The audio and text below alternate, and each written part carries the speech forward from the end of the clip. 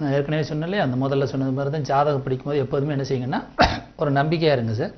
ஏன்னா நம்பிக்கை ஜாதகத்தை பொறுத்தவரை ஒரு சின்ன விளக்கம் கொடுக்குறேன். ஜோதிடங்கிறது நிறைய பேர் கேள்வி கேட்கறதுக்கு வர்றதுக்கு முன்னாடி நிறைய பேர் கேட்பாங்க, சார் நான் வந்து இந்த டிபார்ட்மெண்ட்டில் இருக்கேன் சார், வாரத்தில் ஒரு நாள் தான் லீவு கிடைக்கும். ஒரு நாள் லீவ் கிடைக்கிறது ரொம்ப ரொம்ப அதிகமான விஷயங்கள். நான் என்ன சொல்கிறேன்னா, ஒரு நாளைக்கு ஜஸ்ட் ஒரு ½ அன் ஹவர் ஸ்பெண்ட் பண்ணுங்கள், ரொம்பலாம் வேண்டாம். ஒரு ½ அன் ஹவர் ஸ்பெண்ட் பண்ணுங்கள் டெய்லி. படிச்சுட்டு போனது பின்னாடி ஃபாலோ பண்ணிகிட்டே இருக்கலாம், ஒன்றும் பிரச்சனை. ஏன்னா இப்போ நிறைய வந்து நவீன காலம் எவ்வளோ வந்துருச்சு பாருங்கள். இப்போ நீங்கள் நம்ம யூடியூப்பில் பேசுகிறது மாதிரி, வீடியோவில் பேசுகிறது மாதிரி, உங்களுக்கு ஃபேஸ்புக்கில் பேசுகிற மாதிரி நிறைய சோர்ஸஸ் இருக்குது. அதுபோல் நாங்கள் என்ன எல்லாமே கம்ப்ளீட்டாக பார்த்தீங்கன்னா டிவிடி வடிவில் கொண்டாந்துட்டோம். நீங்கள் எந்த நாட்டில் இருந்தும் படிச்சுக்கலாம், ஒன்றும் பிரச்சனை இல்லை. எங்களுக்கு கொடுக்குற ஃபீஸை வந்து நீங்கள் தட்சணையாக கொடுக்க தான் கேட்குற மொழியை நீங்கள் ஒன்றும் பெரிய லெவலில் எங்களுக்கு செலவழிக்க வேண்டியிருக்காது. அதனால் இயல்பாக வந்து பார்த்தீங்கன்னா அஸ்ட்ராலஜிங்கிறது நான் ஏற்கனவே சொன்னது மாதிரி தான். உங்களுக்கு எங்கெங்கேயோ போய் யாரோ தெரியாத நபர்கள்கிட்ட நீங்கள் போய் நின்று கையை கட்டி அவங்க உள்ளது சொல்கிறாங்களா பொய் சொல்கிறாங்கன்னு தெரியறத விட, இங்கே நீங்கள் உங்கள் குடும்பத்துக்கு உங்களுடைய வாழ்க்கையை தினசரி எப்படி நீங்கள் லைஃப்பை வந்து லீட் பண்ணிக்கலாங்கிறத ஈஸியாக நீங்கள் இதில் நீங்கள் அழகாக படிச்சுக்கிட்டு தெரிஞ்சுக்கலாம். அடுத்தவங்கள்ட்ட போய் நிற்கணும் தேவையில்லையா? இப்போ நம்மளுடைய லைஃப் எப்படி போகும், நம்மளுடைய ஃபியூச்சர் எப்படி இருக்கும். இப்போ என்னுடைய ஜாதகத்தில் எடுத்துக்கிட்டிங்கன்னா நான்லாம் பார்த்தீங்கன்னா பிஸ்னஸ் பண்ணுறதுக்கு வந்து எனக்கு ஆக்சுவலாக வந்துக்கிட்டு அந்த கொடுப்பினை இல்லை. ஆனால் பிஸ்னஸ் பண்ணாமல் வேறு மாதிரி வேலை பார்த்துருந்துருக்கலாம். அப்படின்னாலும் வேலை பார்க்குறதுக்கு எனக்கு அந்த கொடுப்பினை இல்லை. ஆனால் 5ஆம் பாவத்தின் ரீதியாக பார்த்தீங்கன்னா சரி, இந்த தொழில் செய்வது ரொம்ப சிறப்பாக இருந்தது. 5ஆம் பாவத்தின் ரீதியானா மூளையை மட்டும் பயன்படுத்தி உழைப்பில்லாத விஷயங்கள், அந்த மாதிரி விஷயங்கள் வந்து பார்த்தீங்கன்னா சரி, இன்வெஸ்ட்மெண்ட் நிறைய இல்லாமல் தன்னுடைய மூளையை மட்டும் வச்சு பயன்படுத்தி பண்ணுற தொழிலுங்கிறது எனக்கு சிறப்பாக இருந்ததுனால இந்த தொழில் நான் எடுத்து பண்ணிகிட்டு இருக்கேன். என்னுடைய விதி எனக்கு தெரிஞ்சுக்கிறதுக்கே கிட்டத்தட்ட 47 வருடங்கள் ஆச்சு. இந்த 47 வருடங்கள் நான் வந்து கடந்து என்னுடைய விதியை முன்னாடியே தெரிஞ்சிருந்தேன்னா கண்டிப்பாக நினைஞ்சிருக்கேன், நிறைய இழப்புகளை தவிர்த்திருக்கலாம், நிறைய பண இழப்புகளை தவிர்த்திருக்கலாம். நிறைய பேரோட வந்து பார்த்தீங்கன்னா இந்த பண ரீதியான சில சங்கடங்கள் எல்லாம் வந்தது, அதையெல்லாம் நினைஞ்சிருக்கலாம் தவிர்த்திருக்கலாம்னு இப்போ நான் ஃபீல் பண்ணுறேன். ஏன்னா விதி என்னவோ அந்த விதி பிரகாரம் நம்ம போகும்பொழுது என்ன ஆகும்னா எந்த வித சங்கடங்களும் வராது. விதியை மீறி நம்ம ஏதாவது ஒன்று செய்யும் பொழுது என்ன ஆகும்னா, ஏன்னா எல்லா மனிதனுக்கும் ஒரு ஆசை இருக்கும். ஏன்னா காலச்சக்கரத்தில் எல்லாத்துக்குமே அந்த பொருள் மீது ஒரு ஈர்ப்பு இருந்துக்கிட்டே இருக்கும். அதான் சுக்கிரன் சொல்கிறது. சுக்கிரன் மேலே எல்லாத்துக்குமே ஒரு ஈர்ப்பு இருந்துக்கிட்டே இருக்கும். அந்த பொருள் சம்பாதிக்கிறதுக்காக என்ன செய்யணும்னா சரி, நம்ம எதுலையாவது ஒன்று சம்பாதிச்சிடலாமான்னு சொல்லிட்டு நம்மளுடைய திசாபுத்திகளுக்கு ரீதியாக அது கெடுதலான நேரங்கள் போகும்போது நம்மளுக்கு கெட்ட வழியில் கொண்டு விட்டுரும். அதை தெரிஞ்சுக்கிறதுக்கு நீங்கள் கொஞ்சம் செலவழித்து படிச்சுக்கிறதுல ஒன்றும் தப்பு இல்லை. இப்போ ஜோதிடத்தை பொறுத்தவரையில் ஜோதிடங்கிறது என்னென்னா, நம்ம ஒரு பூமியில் வாழ்ந்துக்கிட்டு இருக்கோம். இந்த ஜோதிட கட்டம், அந்த கட்டங்கிறது என்ன, அதுக்கு உங்களுக்கு நான் விளக்கம் கொடுத்துறேன். ஃபஸ்ட்டு நீங்கள் ஜோதிடத்துக்கு வர்றதுக்கு முன்னாடி ஃபஸ்ட்டு நீங்கள் நல்லா மனசை ஃபஸ்ட்டு ஃப்ரீயாக தயார் பண்ணிக்கிறீங்க. என்னென்னா ஜோதிடங்கிறது ஒன்றுமே இல்லை, அன்றாட நடக்கிற நிகழ்வுகளை நம்ம பேச போகிறோம். அதுக்கு நம்ம பெரிய லெவலில் எம்ஃபில் பிஹெச்டி இதெல்லாம் படிக்கணும்னு அவசியம் இல்லை. சாதாரணமாக நான் சொல்லும் மொழியை, அந்த தமிழ் மொழியை கேட்க தெரிஞ்சால் போதும். ஒன்று. இன்னொன்று பார்த்தீங்கன்னா அட்லீஸ்ட் எழுத தெரிஞ்சால் போதும். நான் மினிமம் என்ன படிச்சிருக்கணுமா சார், எனக்கு இத்தனை வயதாச்சு, அதை பற்றிலாம் ஃபீல் பண்ண வேண்டாம். ஏன்னா ஜோதிடங்கிறது எப்படி வரும்னா, ஏன்னா நிறைய இந்த கேள்விகள் கேட்டதுன்னா நான் உங்களுக்கு ஆரம்பத்திலே விளக்கம் கொடுத்துறேன். இப்போ ஜோதிடங்கிறது பார்த்தீங்கன்னா பாவகாரங்களில் வந்து ஜோதிடம்ங்கிறது பார்த்தீங்கன்னா 5ஆம் பாவத்தில் பலனாக வருதுங்க. 5ஆம் பாவத்தில் பார்த்தீங்கன்னா ஜோதிடம், அதாவது அனைத்து விதமான கலைகள் அப்படி இல்லை. இந்த ஜோதிடம் என்பது பார்த்தீங்கன்னா 5ஆம் பாவத்தினுடைய வீடாக வருதுங்க. இதில் 5ஆம் பாவத்தினுடைய தொடர்புகள் அப்படின்னா 5ஆம் பாவத்தில் 1ஆம் பாவம் தொடர்பு கொண்டா, 1ஆம் பாவம் தொடர்பு கொண்டா எப்படி இருக்கும்னா, ஜாதகர் தன்னுடைய சுயகௌரவத்திற்காக, அந்த தொழிலை வந்து ஒரு சுயகௌரவத்துக்காக பண்ணுவார். நிறைய பேர் பார்த்துருப்பீங்களே, பணம்லாம் முக்கியம் இல்லை, ஏதோ அவருக்கு ஒரு திருப்தி இருக்கும், ஒரு ஆத்ம திருப்திக்காக பண்ணுவார். அதான் வந்துட்டு ஜாதகத்தில் 5ஆம் பாவத்தில் 1ஆம் பாவம் தொடர்பு இருந்தால். இதே நீங்கள் 2ஆம் பாவம் தொடர்பு இருந்தால் ஜோதிடத்தின் மூலமாக அவருக்கு என்ன செய்யணும்னா வருமானம் கிடைக்கும். ஜோதிடத்தின் மூலமாக 2ஆம் பாவங்கிறது என்னென்னா பணம் சொல்கிறது சார். அதனால் ஜோதிடத்தின் மூலமாக அவர் வந்து பார்த்தீங்கன்னா வருமானம் கிடைக்கும் சொல்கிறது. இதே 3ஆம் பாவம் தொடர்பு கொண்டிருந்தா, 3ஆம் பாவம் தொடர்பு கொண்டிருந்தா அவர் என்ன செய்வார்னா ஒரு ஊரில் தொழில் பண்ணாமல், ஒரு ஊரில் ஜோதிட தொழில் பண்ணாமல் நிறைய ஊர்களில் விளம்பரம் மூலமாக போகிறாங்க இல்லையா. அந்த மாதிரி இன்று விஜயம், திருப்பத்தூர் விஜயம், பரமக்குடி விஜயம், சிவகங்கை விஜயம், கும்பகோணம் விஜயம், தஞ்சாவூர் விஜயம்லாம் போகிறாங்க இல்லையா. அந்த மாதிரி என்ன செய்வாங்கன்னா இடம் மாறிக்கொண்டே, ஏன்னா 3ங்கிறது இடம் மாறிக்கொண்டே இருப்பது. அதுக்கடுத்து பார்த்தீங்கன்னா 3ங்கிறது பார்த்தீங்கன்னா விளம்பரம் சொல்கிறது. இந்த மாதிரி என்ன செய்வாங்கன்னா ஜோதிடத்தை தொழிலாக பண்ணிகிட்டு இருப்பாங்க. 4னா உள்ளூர்லேயே ஜோதிட தொழிலை பண்ணுறதுங்க. உள்ளூர்லேயே ஜோதிட தொழிலை பண்ணுறது, கொஞ்சம் பணங்காசு விஷயத்தில் கரெக்டாக இருப்பாங்க. ஏன்னா 4ஆம் பாவம்னா என்னென்னா சரி, 2ஆம் பாவத்தினுடைய அடுத்த பரிணாமம் சிக்கனம் சொல்கிறது, பணங்கிற விஷயத்தில் கராராக இருப்பாங்க. முன்னாடியே என்ன செய்வாங்கன்னா ஜாதக ஆலோசனை கட்டணம் அப்படின்னு சொல்லி போட்டு என்ன செய்வாங்கன்னா 500 இல்லை 1000 200 முன்னாடியே என்ன செய்வாங்கன்னா தட்சணையை வாங்கிட்டு தான் என்ன செய்வாங்கன்னா பலனையே சொல்ல ஆரம்பிப்பாங்க. ஜோதிடத்தில் என்ன இருக்கோ அதை அப்படியே சொல்லுவாங்க. நிறைய பார்த்துருப்பீங்க இல்லையா, நீங்கள் இந்த நாள் இறந்து போயிருவீங்க, இருக்கிறத அப்படியே சொல்கிறது. ஏன்னா 4ஆம் பாவங்கிறது உண்மை சரிங்களா, மிஷினரின்னு சொல்கிறதுனால இருக்கிறத அப்படியே சொல்லுவாங்க. 4ஆம் பாவங்கிறது உள்ளூர்னால உள்ளூரில் ஜோசியராக இருப்பாருங்க.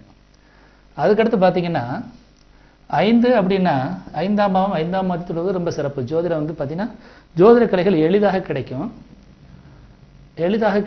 சொல்கிற விதத்தில் வந்து பார்த்தீங்கன்னா கற்பனை திறன் ரொம்ப ஜாஸ்தியாக இருக்குன்னு அர்த்தம். ஏன்னா 5ஆம் பாவங்கிறது கற்பனை திறன், அழகாக சொல்கிறது. அது இண்டிவிஜுவலிட்டி கொஞ்சம் ஜாஸ்தியாக இருக்கும், தனித்திறமை கொஞ்சம் ஜாஸ்தியாக இருக்குன்னு சொல்கிறதுங்க. அதுக்கடுத்து 6ஆம் பாவம்னா கொஞ்சம் பிடிவாதம் பிடிச்சி ஜோசியராக இருப்பார், கொஞ்சம் ஈகோ இருக்கும். ஏன்னா 6ஆம் பாவங்கிறது ஈகோ பிடிவாத குணம் சொல்கிறது. வெற்றி பெறணும், இந்த அஸ்ட்ராலஜி ஃபீல்டில் ஒரு பெரிய லெவலில் வெற்றி பெறணும் அப்படிங்கிற ஒரு எண்ணம் இருக்கும். ஜெயிக்கணும், மற்றவனை பற்றி எனக்கு கவலை இல்லை, நான் அந்த ஃபீல்டில் ஜெயிக்கணும். ஏன்னா 6ஆம் பாவங்கிறது வெற்றி உழைப்புன்னு சொல்கிறது. 6ஆம் பாவத்தின் ரீதியாக பார்த்தீங்கன்னா அது ஜோதிடர் வந்து பார்த்தீங்கன்னா வெற்றிகரமாக ஜோதிடர் வருவார், மற்றவரை பற்றி கவலைப்பட மாட்டார். அதுக்கடுத்து 5ஆம் பாவத்தில் 7ஆம் பாவம் தொடர்பு கொண்டா, 7ஆம் பாவங்கிறது சமூக தொடர்புகள்னு சொல்கிறது. நிறைய வாடிக்கையாளர்கள்னு சொல்கிறது, வாடிக்கையாளர்கள் நிறைய அவங்களுக்கு வருவாங்கன்னு அர்த்தம். 5ஆம் பாவத்தில் 8 தொடர்பு கொண்டா பயந்துக்கிற வேண்டாம். 5ஆம் பாவத்தில் 8ன்னு நினச்சின்னா 8ஆம் நம்பர் நிறைய பேர் பயப்படுறீங்க, பயப்பட வேண்டாம். என்னென்னா கேள்விகள்லாம் நெகட்டிவான கேள்விகள் நிறையா வரும். நெகட்டிவான கேள்வி என்ன சொல்கிறான் பார்த்துருக்கீங்களா, மை வைக்கிறது, செய்வனை செய்கிறது, அடுத்தனை கொண்டு கெடுக்கிறது, அடுத்த முடியை கெடுக்கிறது, நிறைய பார்த்துருப்பீங்க இல்லையா. ஏன் நானாலும் எனக்கு ஒரு கண்ணு போனாலும் சரி, எதிரிக்கு 2 கண்ணு போனாலும் இருக்காங்க இல்லையா. அந்த மாதிரி கேள்விகள்லாம் பார்த்தீங்கன்னா ஒரு நெகட்டிவான கேள்விகள் நிறையா வரும். மை செய்கிறது, அடுத்த குடும்பத்தை கெடுக்கிறது, தெரியுங்களா, நல்லா இருக்கிற குடும்பத்தை பிரித்து வைக்கிறது, இந்த மாதிரி கேள்வியெல்லாம் வரும். கொஞ்சம் நெகட்டிவான எதிர்மறையான சம்பவங்கள் சார்ந்த ஜோதிடம் உங்களுக்கு நிறையா வரப்போகுதுன்னு அர்த்தம். அதுக்கடுத்து 9னா இறைவனுடைய அனுக்கிரகத்தால் ஜோதிடங்கிறது உங்களுக்கு ரொம்ப அருமையாக வரும். ஆனால் என்னென்னா பணங்கிற விஷயத்தில் ரொம்ப முக்கியத்துவம் கொடுக்க மாட்டாங்க. பணங்கிற விஷயத்தில் முக்கியத்துவம் கொடுக்க மாட்டாங்க. ஏன்னா 9ஆம் பாவம் என்பது பணத்துக்கு எதிர்மறையாக, பணம் என்கிற 2ஆம் பாவத்திற்கு எதிர்மறையாக வேலை செய்யக்கூடியது. 9ங்கிறது என்ன சொல்கிறோம், தானம், தர்மம், கோயில், ஆன்மீகம்லாம் சொல்கிறோம் இல்லையா. அப்போ 5ஆம் பாவத்தினுடைய திரிகோண பாவம் 9, இது நல்ல சிறப்பான ஒரு தொடர்பு. பணத்துக்கு முக்கியத்துவம் கொடுக்க மாட்டாங்க. நிறைய பேர் பார்த்துருக்கீங்க இல்லையா, பணங்கிறது இவங்க என்ன செய்வாங்கன்னா ஜாதகம் பார்த்துட்டு இவங்க கையிலிருந்து எடுத்து கொடுக்குற மாதிரி இருக்கும். அதுக்கடுத்து பார்த்தீங்கன்னா 10ஆம் பாவங்கிறது ஜோதிடத்தை ஒரு உயர்ந்த தொழிலாகவே பண்ணுறது, பொறுப்பாக செய்கிறது. ஆஃபீஸ்லாம் போட்டு ஒரு நிறுவனமாக உருவாக்கி அந்த நிறுவனத்தின் மூலமாக என்ன செய்யுதுன்னா சரி பெரிய லெவலில் விளம்பரம்லாம் செஞ்சு பெரிய ஒரு அமைப்பாக செய்கிறது. ஜோதிடத்தை ஒரு பெரிய லெவலில் ஒரு நிறுவன அமைப்பாக செய்கிறது 10ன்னு வர்றதுங்க. 11ங்கிறது பார்த்தீங்கன்னா இயல்பாகவே பார்த்தீங்கன்னா 11ங்கிறது நல்ல அமைப்பு. ஏன்னா 5ஆம் பாவத்துக்கு 11ஆம் பாவங்கிறது ஜோடி பாவம் சொல்லுவாங்க. நீங்கள் ஒருத்தருக்கு ஜாதகம் சொல்ல வருவீங்க, என்ன சொல்ல வருவீங்கன்னா ஜாதகத்தில் பார்த்துட்டு உங்களுக்கு ஒரு பலன் தெரிஞ்சிருக்கும். எப்படி சொல்ல வருவீங்கன்னா, இன்கேஸ் வீடு இல்லைங்கிறதுக்காக என்ன சொல்லுவீங்க, உங்களுக்கு வீடு அப்படின்னு வார்த்தையை இருப்பீங்க. ஏத்தாப்பில் சொல்ல வீடுலாம் இருக்குது சார், ஏன்னா நீங்கள் இல்லைன்னு சொல்ல வந்திருப்பீங்க. ஆனால் அதுக்கு முன்னாடி பதில் அவர் கொடுத்துருவார் உங்களுக்கு. ஏன்னா 11ங்கிறது திருப்தின்னு சொல்கிறது. அப்போ ஜோதிடத்துறையில் வந்து உங்களுக்கு எதுவும் அதிருப்தியான விஷயங்கள் எதுவும் ஏற்படாது. ஏன்னா ஜாதகரே என்ன சொல்லுவார், ஜாதகம் பார்க்க வந்தவரே என்ன சொல்லுவார், ஒரு வீடுன்னு சொல்லுவார், வீடு இல்லைன்னு சொல்ல வருவார். உங்களுக்கு இங்கே வீடு அப்படின்னு வீடுலாம் இருக்குது சார், அதெல்லாம் ஒன்றும் பிரச்சனை இல்லை சார். அந்த மாதிரி விஷயங்கள் நிறைய பார்த்துருப்பீங்க. ஜாதகம் பார்க்க வருவாங்க, வந்துட்டு நமக்கு எந்த வேலையும் கொடுக்க மாட்டாங்க. அவங்களே எல்லாம் சொல்லுவாங்க, என் மகன் மருமகளுக்கு ஆகலைங்க, அடிச்சுக்கிட்டு நாடுறாங்க, அடிக்கடி என்ன செய்யறா கோச்சிட்டு போயிடறாங்க, மருமகள் கோச்சிட்டு போயிடறாங்க, என்னென்னு பாருங்கள், இது எதுக்கு ஜாதகம் பார்க்க வரணும். அதாவது காசையும் கொடுத்துட்டு பலனே அவங்களே சொல்லிடுவாங்க, இது என்ன பிரச்சனைங்கிறத அவங்களே சொல்லிடுவாங்க. அந்த மாதிரிலாம் நிறையா வரும். அப்படி ஜாதகம்லாம் வர்றதுக்கு நம்ம பார்க்கணும்னு அவசியமே இல்லை. அதில் அந்த 11ங்கிறது பார்த்தீங்கன்னா இயல்பாகவே பார்த்தீங்கன்னா நீங்கள் ஒரு நபரை ஒரு விஷயத்தை நீங்கள் தவறாக கணித்தால் கூட அதை உங்களுக்கு சரியாக உங்களுக்கு வந்துட்டு பார்த்தீங்கன்னா அதை ஒரு கணிக்கிற சூழ்நிலை உண்டாகிவிடும். எதிர்த்தவர்லேருந்து அந்த மாதிரி வந்துடும். இன்னொன்று பார்த்தீங்கன்னா அவங்களை பற்றிய திருப்தியான விஷயங்கள் வெளியே போக ஆரம்பிக்கும். அதுக்கடுத்து பார்த்தீங்கன்னா 12ங்கிறது வெளிநாடுகளில் போய் ஜோசியம் சொல்லலாம், வெளிநாடுகளில் ஜோசியம் சொல்லலாம். ரகசியமான விஷயங்கள் நிறைய உங்களுக்கு தெரிஞ்சிருக்கும். ரகசியம், ஏன்னா 12ங்கிறது ரகசியங்கள் சொல்கிறது, வெளிநாடுகள் சொல்கிறது. வெளிநாடுகளில் போய் நீங்கள் ஜோசியம் சொல்லலாம். ஏன்னா ஜோதிடத்தை பொறுத்தவரை ஒரு விட நல்லா ஞாபகம் வச்சுக்கிறேங்க. ஏன்னா நிறைய பேர் கேட்குற கேள்வினால தான் உங்களுக்கு இந்த விளக்க ஆரம்பத்திலே கொடுக்குறேன். எல்லாத்துக்குமே ஜோசியம் வரும்.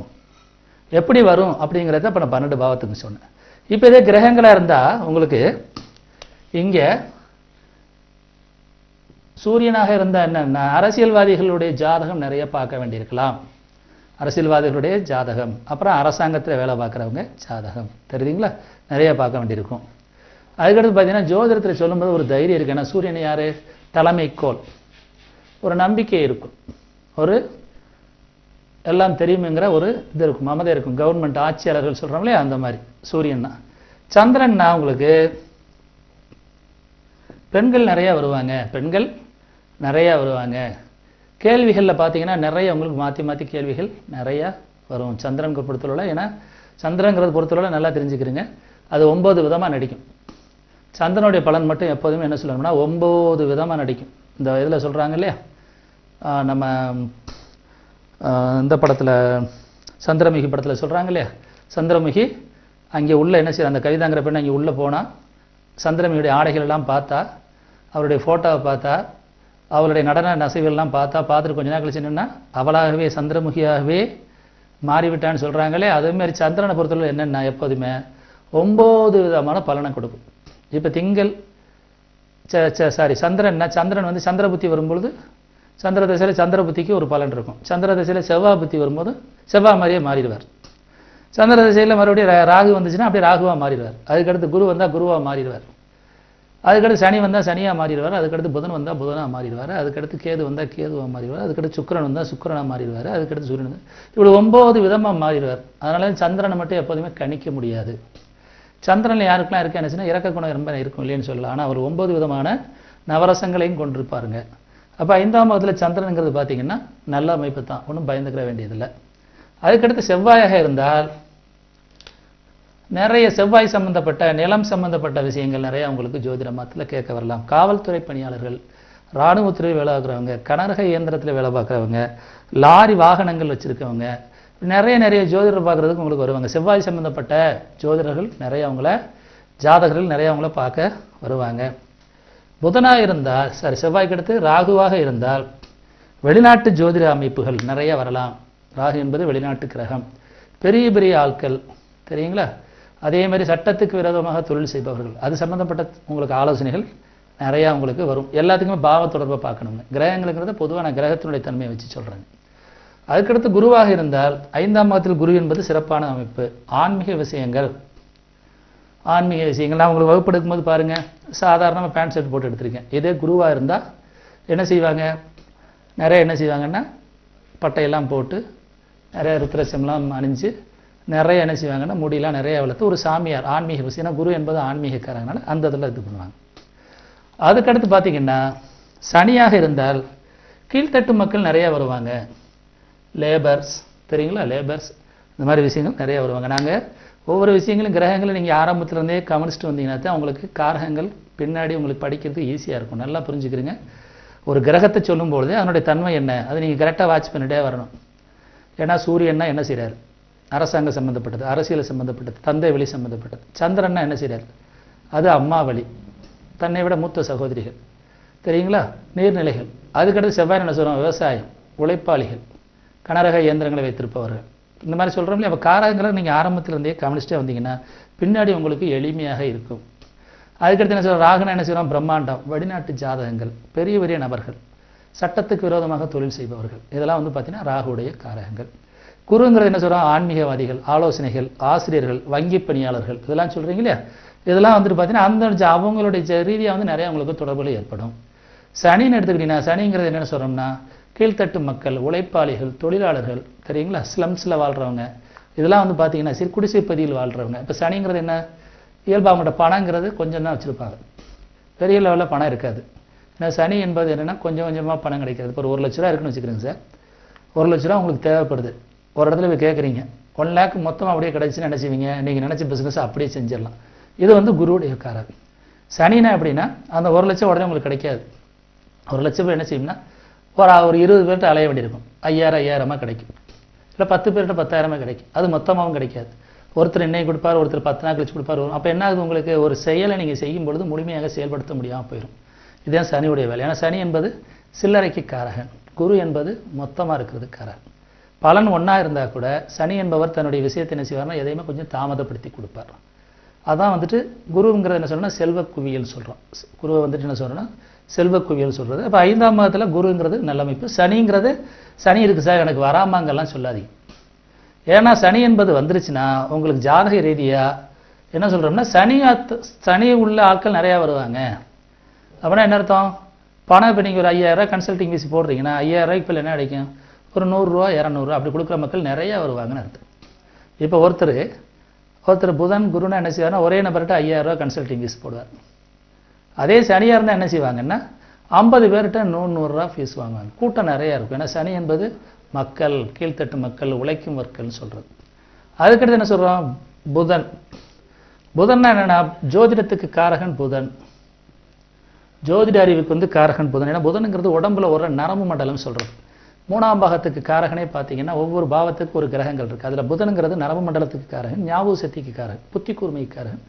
புத்தி கூர்மை, ஞாபக சக்தி தெரியுங்களா. ஏன்னா நரம்பு மண்டல உடம்புல நல்லா வேலை செய்யும்போது என்ன ஆகும், சுறுசுறுப்பாக இருப்பாங்க, ஆக்டிவாக இருப்பாங்க தெரியுங்களா. ஏன்னா காலச்சக்கரத்தில் அது 3ஆம் வீட்டுக்குள்ள அதிபதி, 3ஆம் வீட்டுக்குள்ள அதிபதி. புத்தி கூர்மை, அறிவு, சுறுசுறுப்பு, ஞாபக சக்திலாம் நல்லா இருக்கும். எப்போ இப்படி இருக்காலும் நினச்சோன்னா ரொம்ப சின்ன வயசுலேயே ஜோசியராக வந்துடுவாங்க, ரொம்ப ஆக்டிவாக இருப்பாங்க, புத்திசாலித்தனமாக சொல்ல தெரியும், சூழ்நிலைக்கு தகுந்தவாறு நடிக்க தெரியும். ஏன்னா புதன் என்பது என்ன சொன்னால் இரட்டை வேடம் போடுவோம்னு சொல்கிறாங்களே, இரட்டிப்புத்தன்மைன்னு சொல்கிறது. அதுதான் பழசில் கூட வேறு மாதிரி சொல்லியிருப்பாங்க, அது அழிக்கிரகம் சொல்லியிருப்பாங்க. அது அழி கிடையாது, ரெட்டிப்புத்தன்மை, சூழ்நிலைக்கு தகுந்தவாறு தன்னை மாற்றிக்கொள்ளுதல், பச்சோந்தின்னு சொல்கிறாங்க இல்லையா. அது என்ன சொன்னால் சூழ்நிலைக்கு தகுந்தவாறு தன்னை மாற்றிக்கொள்ளுதல். இது புதனுடைய கிரகம். அப்போ ஆளுக்கு தக்க, சூழ்நிலைக்கு தக்க. ஃபீஸுங்கிறது ஒரு ஃபிக்ஸேஷனாக இருக்காது, நபர்களுக்கு தக்கவாறு தன்னை மாற்றிக்கொள்வார்கள். திடீர்னு என்ன செய்வார், 100 ரூபா வாங்குவார். திடீர்னு என்ன செய்வார், 10,000 ஃபீஸ் கேட்பார். திடீர்னு 5000 சூழ்நிலைக்கு தகுந்தவாறு, ஆளுக்கு தகுந்தவாறு அந்த ஃபீஸ் என்ன செய்வார்னா ஏற்ற இறக்கமாக வாங்கக்குள்ள தெரியும். ஏன்னா அவருக்கு ஜோதிட அறிவு நல்லா இருக்கனால இவர் நல்ல வசதியான இவர்கிட்ட அதிகமாக வாங்கலாம், இவர் சிரமப்படுறவர் இவர்கிட்ட ஏன் நம்ம கூட வாங்கலாம், கொஞ்சமாக வாங்கிக்கிறோம் அப்படி மாதிரி சில இருக்கும். அந்த சூழ்நிலை புரிஞ்சுக்கிறவர், அதுதான் புதனுடைய காரகம்னு சொல்கிறோம். அதுக்கடுத்து கேதுவை நிறைய பேர் தவறாகவே பழைய முறையில் தனிச்சு இது வச்சுருக்கீங்க. கேது என்பது பார்த்தீங்கன்னா காலச்சக்கரத்தில் முதல் நட்சத்திரம் எது சார், காலச்சக்கரத்தில் முதல் நட்சத்திரமே அஸ்வினி தான். இந்த அஸ்வினிங்கிறது மூளைக்கு காரகன், மூளையிலுடைய நுண்ணிய நரம்புகளுக்கு காரகன். அப்போ யாருக்கெல்லாம் காலச்சக்கரத்தில் லக்ன பாவத்தில் அஸ்வினி நட்சத்திரம் விழுந்தது, நல்ல தொடர்புகள் இருந்தால் சரி, பக்கா நாலேஜ் இருப்பாங்க, பக்கா பிரில்லியண்டாக இருப்பாங்க, சூப்பர் பிரெயினாக இருப்பாங்க. ஏன்னா மூளை அஸ்வினி நட்சத்திரோட தேவதையை பார்த்துருக்கீங்களா, என்னது சரஸ்வதி. சரஸ்வதி யார், கலைகளுக்கெல்லாம் கடவுள் சொல்கிறீங்க இல்லையா, கலைகளுக்கெல்லாம் கடவுள் சரஸ்வதினு சொல்கிறோம். அந்த மாதிரி ரொம்ப பக்காவாக நாலேஜ் இருக்கும். அதுக்கு என்ன மிருகம் சொல்கிறோம், அஸ்வினி. குதிரையை சொல்கிறீங்களா, எதையுமே சுறுசுறுப்பாக வேகமாக செய்யக்கூடியது, அது கேதுடைய நட்சத்திரம் தான். அதனால் கேதுனாவே என்ன சார், கெடுக்கும், துண்டிக்கும், தனிமைப்படுத்தும். அதோடைய காரகங்களில் ஒன்று இல்லைன்னு சொல்லலை. அதுக்காக கேதுன்னு வந்துட்டால் பயந்துக்கிற வேண்டாம். நிறைய பேர் என்ன சொன்னால் கேதுனா பயப்படுறீங்க. கேது என்பது புதனை விட புத்திசாலி, நல்லா புரிஞ்சுக்கிறீங்க. புதனை எப்படி நம்ம நாலேஜபிள் பேசன் சொல்கிறோமோ அதே மாதிரி கேது என்பவர் புதனை விட துல்லியமாக பார்க்கக்கூடியது. புதன் என்பவர் ரிஷிகள்னு சொல்கிறது, ரிஷிகள்னு சொல்கிறது. ரிஷி மார்க்கம் கேள்விப்பட்டிருக்கீங்க, அவங்களுடைய ஒரு விஷயத்தை பின்னாடி வர்றதை முன்னாடியே யூகிக்கக்கூடிய திறன் உள்ளவர்கள் சொல்கிறது. இதெல்லாம் கேதுடைய காரணம். அதனால் கேது என்ன செய்யணும்னா ஆன்மீக விஷயங்கள் இதில் என்னதான் ஜோதிடம் இதில் உள்ள எவ்வளோதான் நம்ம டெத்தை போய் பார்க்கணுங்கிற ஒரு ஆராய்ச்சி இருந்து கொண்டே இருக்கும். அதுக்கடுத்து சுக்கிரன் வந்ததுன்னா பெண்கள் கூட்டம் நிறையா வரும், திருமண விஷயங்கள் நிறையா வரும். ஆண்களுடைய ஜாதகத்துக்கு திருமண பொருத்தம் பார்க்குறாங்க இல்லையா, அந்த மாதிரி விஷயங்கள் நிறையா வரும். சுக்கிரன் சம்மந்தப்பட்ட விஷயங்கள். ஏன்னா சுக்கிரன் சம்மந்தப்பட்ட விஷயங்கள் அழகாக சொல்லுவார், ஜோதிடத்தை ஒரு அழகாக சொல்லுவார், கவர்ச்சியாக சொல்லுவார், நம்புற மாதிரி சொல்லுவார். இதெல்லாம் சுக்கிரனுடைய காரகன். ஏன்னா சுக்கிரன் என்பவர் நடிப்புக்கு காரகன். அதுக்கடுத்து என்ன சொல்கிறோம், சுக்கிரனுக்கு அடுத்து சொல்லிட்டோம், எல்லாமே சொல்லிட்டோம், கிட்டத்தட்ட சூரியன்லேருந்து சொல்லிட்டோம் இல்லையா. அப்போ இந்த மாதிரி தான் சார். அதனால் எனக்கு வருமா வராதுங்கிற கேள்வியை தயவு செய்து இனிமேல் ஃபோனில் கூட கேட்க வேண்டாம். ஏன்னா நிறைய பேர் என்ன செய்றீங்க, சார் எனக்கு வருமானு பாருங்கள் சார், முதல்ல அதுக்கு ஒரு 2000 ரூபா 3000 ரூபா செலவு பண்ணுறீங்க. ஏன்னா எனக்கு ஜாதக வருமானு பாருங்கள் சார், வருமா முடியும் அப்படின்னு முதல்ல நம்புங்க. முடியாததுங்கிற உலகத்தில் எதுவுமே இல்லை. அதை நீங்கள் ஃபஸ்ட் மைண்டில் செட் பண்ணிக்கிறீங்க. அஸ்ட்ராலஜி நானே சொல்லியிருக்கேன், ஒரு சாதாரண கிராமம் சிவகங்கை மாவட்டத்தில் வடக்கண்டக்குடின்னு சொல்லிட்டு ஒரு சின்ன குக்கிராமம், அதில் புதூர் வலசின்னு சொல்லிட்டு ஒரு 150 வீடு உள்ள சின்ன கிராமம். அங்கே இருந்து நான் இந்த நிலைக்கு வந்திருக்கேன். இன்றைக்கி கல்வி கற்று இன்றைக்கி எனக்கு கீழே ஒரு 400-500 மாணவர்கள் எனக்கு கீழே ஜோதிடம் கற்றுருக்காங்க. இந்த குறுகிய காலத்தில் ஒரு 3 வருடங்களுக்குள்ளே ஒரு 500 மாணவர்கள் நான் உருவாக்கியிருக்கேன் அப்படின்னா இதுக்கு என்ன சொல்கிறோம்? என்னுடைய முயற்சி தான், வேற ஒன்றுமே கிடையாது. இந்த கொடுப்பினைங்கிறது என்ன சொல்கிறோம்? அந்த ஒரு விஷயம் கிடைச்சது, அந்த விஷயத்தை தெரிஞ்சுக்கிட்டோம், ஜோதிட ரீதியாக தெரிஞ்சுக்கிட்டோம், நமக்கு இதுதான் சரியான தொழில் செலக்ட் பண்ண பின்னாடி அதை முழுமையாக ஏற்றுக்கிட்டோம். ஒரு விஷயத்தில் சந்திரமுகி மாதிரி என்ன சொல்லணும்னா, ஒரு விஷயத்தில் உள்ளே போகக்கூடாது, போயிட்டு என்ன செய்யணும், முழுமையாக அப்படியே மாறிடணும். அஸ்ட்ராலஜிக்கு வந்துட்டிங்கன்னா எப்போதுமே ஒரு பொருளை பார்க்கும்போது என்ன செய்யணும்னா அதை வந்து பாவகாரங்களாகவும் கிரககாரங்களாகவும் கன்வெர்ட் பண்ண தெரியணும். சாப்பாடு போடுறாங்களா, சாப்பாடு போடும்போது என்ன நினைக்கிறோம், அந்த சோறுங்கிறது எதுக்கு, எந்த கிரகத்துக்கு காரகம், அதில் ஊற்றுற ரசம் என்ன, சாம்பார் என்ன, மோர் என்ன, புளிக்குழம்பு இதெல்லாம் எல்லாமே பார்க்கணும். ஒவ்வொரு விஷயம் பார்த்தீங்கன்னா அது வந்து பார்த்தீங்கன்னா அறிவியல் பூர்வமாக இருக்கும். நம்மெல்லாம் உணவு முறையில் பார்த்துருப்போம், கடைசியாக என்ன செய்வா, ஊறுகாய் வைப்பாங்க. இந்த ஊறுகாய்ங்கிறது என்னென்னா, சரி இந்த உமிழ் நீரை அதிகமாக சுரக்கும். நீங்கள் ஒரு உணவு எடுத்துக்கிட்ட பின்னாடி அந்த உமிழ் நீரை அதிகமாக சுரக்கும் என்ன சொன்னால் ஜீரண சக்தி நல்லா இருக்கும். இந்த உடலில் வந்து இன்சுலின் ஒன்று இருக்குது, அந்த இன்சுலின் சுரக்க வந்து ஜீரண சக்திக்கு வந்து ரொம்ப இதாக இருக்கும், ரொம்ப வந்துட்டு உறுதுணையாக இருக்குது. அதனால என்ன செய்யணும், இந்த உமிழ் நீரை அதிகமாக சுரக்கணுங்கிறதுக்காக என்ன செய்கிறாங்கன்னா ஊறுகாய் எடுத்துக்கிறாங்க. கடைசியில் பாருங்கள், நம்ம சாப்பிடும்போது கடைசியில் எதை எடுத்துக்கிறோம், மோர் சுவை எடுத்துக்கிறோம் இல்லையா, மோருங்கிறது புளிப்பு, அதே மாதிரி என்ன செய்யணும் ஊறுகாய் எடுத்துக்கிறோம். அப்போ ஊறுகாய் புளிப்பு இதெல்லாம் பார்த்தீங்கன்னா சரி சுக்கரனுடைய காரணம். இப்போ சுக்கரன் கெட்டு போச்சுன்னா தான் இந்த இன்சுலின் ப்ராப்ளம்லாம் வரும்னு சொல்லிப்பாங்க. ஒரு கிரகத்தில் ஒவ்வொரு கிரகமே அதனுடைய காரங்கள் ரீதியாக பார்த்தீங்கன்னா உடல் ரீதியான சில பாதிப்புகளை கொடுக்கும். அது என்னங்கிறது வந்து மருத்துவ ஜோதிடம்ங்கிற ஒரு டாப்பிக்கில் உங்களுக்கு நான் தெளிவாக சொல்கிறேன். இப்போ நீங்கள் என்னென்னா எந்த ஒரு விஷயமா இருந்தாலும் நம்ம டாப்பிக்கில் உள்ளே வந்துட்டோம். நம்ம இதுவரையும் பேசிகிட்டு இருந்தாலும் என்னென்னா ஏன் ஜோதிடம் படிக்க வர்றோம், எதுக்காக வந்து மக்கள் வந்துட்டு ஜோதிடத்து மேலே நம்பிக்கை இருக்குது, அந்த ஜோதிடத்தை நிறைய ஜோதிடர்கள் எப்படி வந்துட்டு தவறாக கொண்டுட்டு போகிறாங்க, நம்ம உண்மையான ஜோதிடம் படிக்க வந்திருக்கோம், இந்த உண்மையான ஜோதிடத்தை எப்படி நம்ம தெளிவாக படிக்கணும், அந்த விஷயந்தான் இப்போ மெயினாக நீங்கள் கற்றுக்கிறதுக்காக வந்திருக்கீங்க. அப்போ கற்றுக்கும் பொழுது ஒரு விஷயம் எதாக இருந்தாலும் அதை கொஞ்சம் நீங்கள் கவனமாக கேளுங்க. ஏன்னா நீ வர்ற ஒவ்வொரு விஷயங்களுமே உங்களுக்கு ரொம்ப பயனுள்ள விஷயங்களாக இருக்கும். ஏன்னா ஜோதிடங்கிறது எல்லாமே பழைய ஆட்கள் போட்டு விட்ட பாதையில் நம்ம பயணிக்கிறோம், வேறு எங்கேயும் மாறிலாம் ஒன்றும் பயணிக்கலை. அப்போ அந்த ஜோதிடங்கிறது என்ன செய்கிறோம், கரெக்டாக தெரிஞ்சுக்கணும் பொழுது நம்ம நெஞ்சு நிமித்து நிற்கலாம், பயப்பட தேவையில்லை. அஸ்ட்ராலஜிங்கிறது ஏற்கனவே கூட சொன்னது மாதிரி தான், பயப்படவே வேண்டாம். இது பெரிய கடலாம் இல்லை சார், நிறைய புத்தகங்கள் படிக்கலாமா சார், நிறைய பார்த்துருப்பீங்க, இந்த சினிமாவில் பார்த்துருப்பீங்க இல்லையா, நிறைய புக்கு. இப்போ நாங்களே பார்த்தீங்கன்னா ஆஃபீஸில் நிறைய புக் அடிக்க வச்சுருப்போம். அது எதுக்காகனா வர்றவங்க வந்துட்டு சார் இவருக்கு நிறைய சோசியலாக இருப்பார், இருக்கு நிறைய புக்கெலாம் படிச்சிருக்காரு இவருக்கு அப்படிங்கிறது ஒரு இதுதான். ஏன்னா 5ஆம் மகன் நடிப்புன்னு சொல்கிறது. ஜோதிடத்துக்கு ஒன்றுமே இல்லை சார், நிறைய எல்லாம் புத்தகங்களே தேவையே இல்லை, ஒரு சாதாரண விஷயங்கள் தான், சின்ன சின்ன விஷயங்கள், அன்றாட நடக்கிற விஷயங்கள். நீங்கள் போய் காலையில் எப்படி சாப்பிடணுங்கிறதுக்கு போய் எங்கேயாவது போய் புக்கு போய் வாங்கி படிக்கிறீங்களா? இயல்பாக என்ன சாப்பிடமோ அது தெரியும். அதே மாதிரி பார்த்தீங்கன்னா ஜோதிடத்தை பொறுத்தவரையில் புத்தகத்தில் வாங்கி படித்து தயவுசெய்து நிறைய பேர் நான் பார்த்துருக்கேன், படிக்க வருவாங்க. முதல்ல பார்த்தா நான் இப்போ தான் சார் முதல்ல உங்கள்கிட்ட படிக்க வந்திருக்கேன்பாங்க. கொஞ்சம் நாள் கழிச்சு வீட்டு பக்கம் போனோம்னா வீட்டில் பார்த்தீங்கன்னா செல்ஃபில் அடிக்க வச்சுருப்பாங்க, அவ்வளோ புக் இருக்கும். ஜோதிடம் கற்றுக்கொள்வது எப்படி, 10 நாளில் ஜோதிடர் ஆகலாம், நீங்களும் ஜோதிடர் ஆகலாம். ஏன்னா நம்ம ஆளுகளுக்கு எப்போதுமே இந்த ஜோதிடத்தின் மேலே எல்லாத்துக்குமே ஒரு ஈர்ப்பு இருக்கும். நீங்களே பாருங்கள், சும்மா போயிட்டு இருக்கும்போது கூட சனி பயிற்சி அப்படின்னா ஒரு புக் அப்படி லேசாக கண்ணு திரும்பிடும். ஜாதகம் பார்ப்பது எப்படி, வீட்டில் இருந்தே திருமண பொருத்தை பார்க்கலாம், நட்சத்திரத்தை பற்றி தெரிந்து கொள்ளுங்கள், உங்களை பற்றி தெரிந்து கொள்ளுங்கள், நீங்களும் ஜோதிடர் ஆகலாம். அப்படி நிறைய புக் இருக்குது.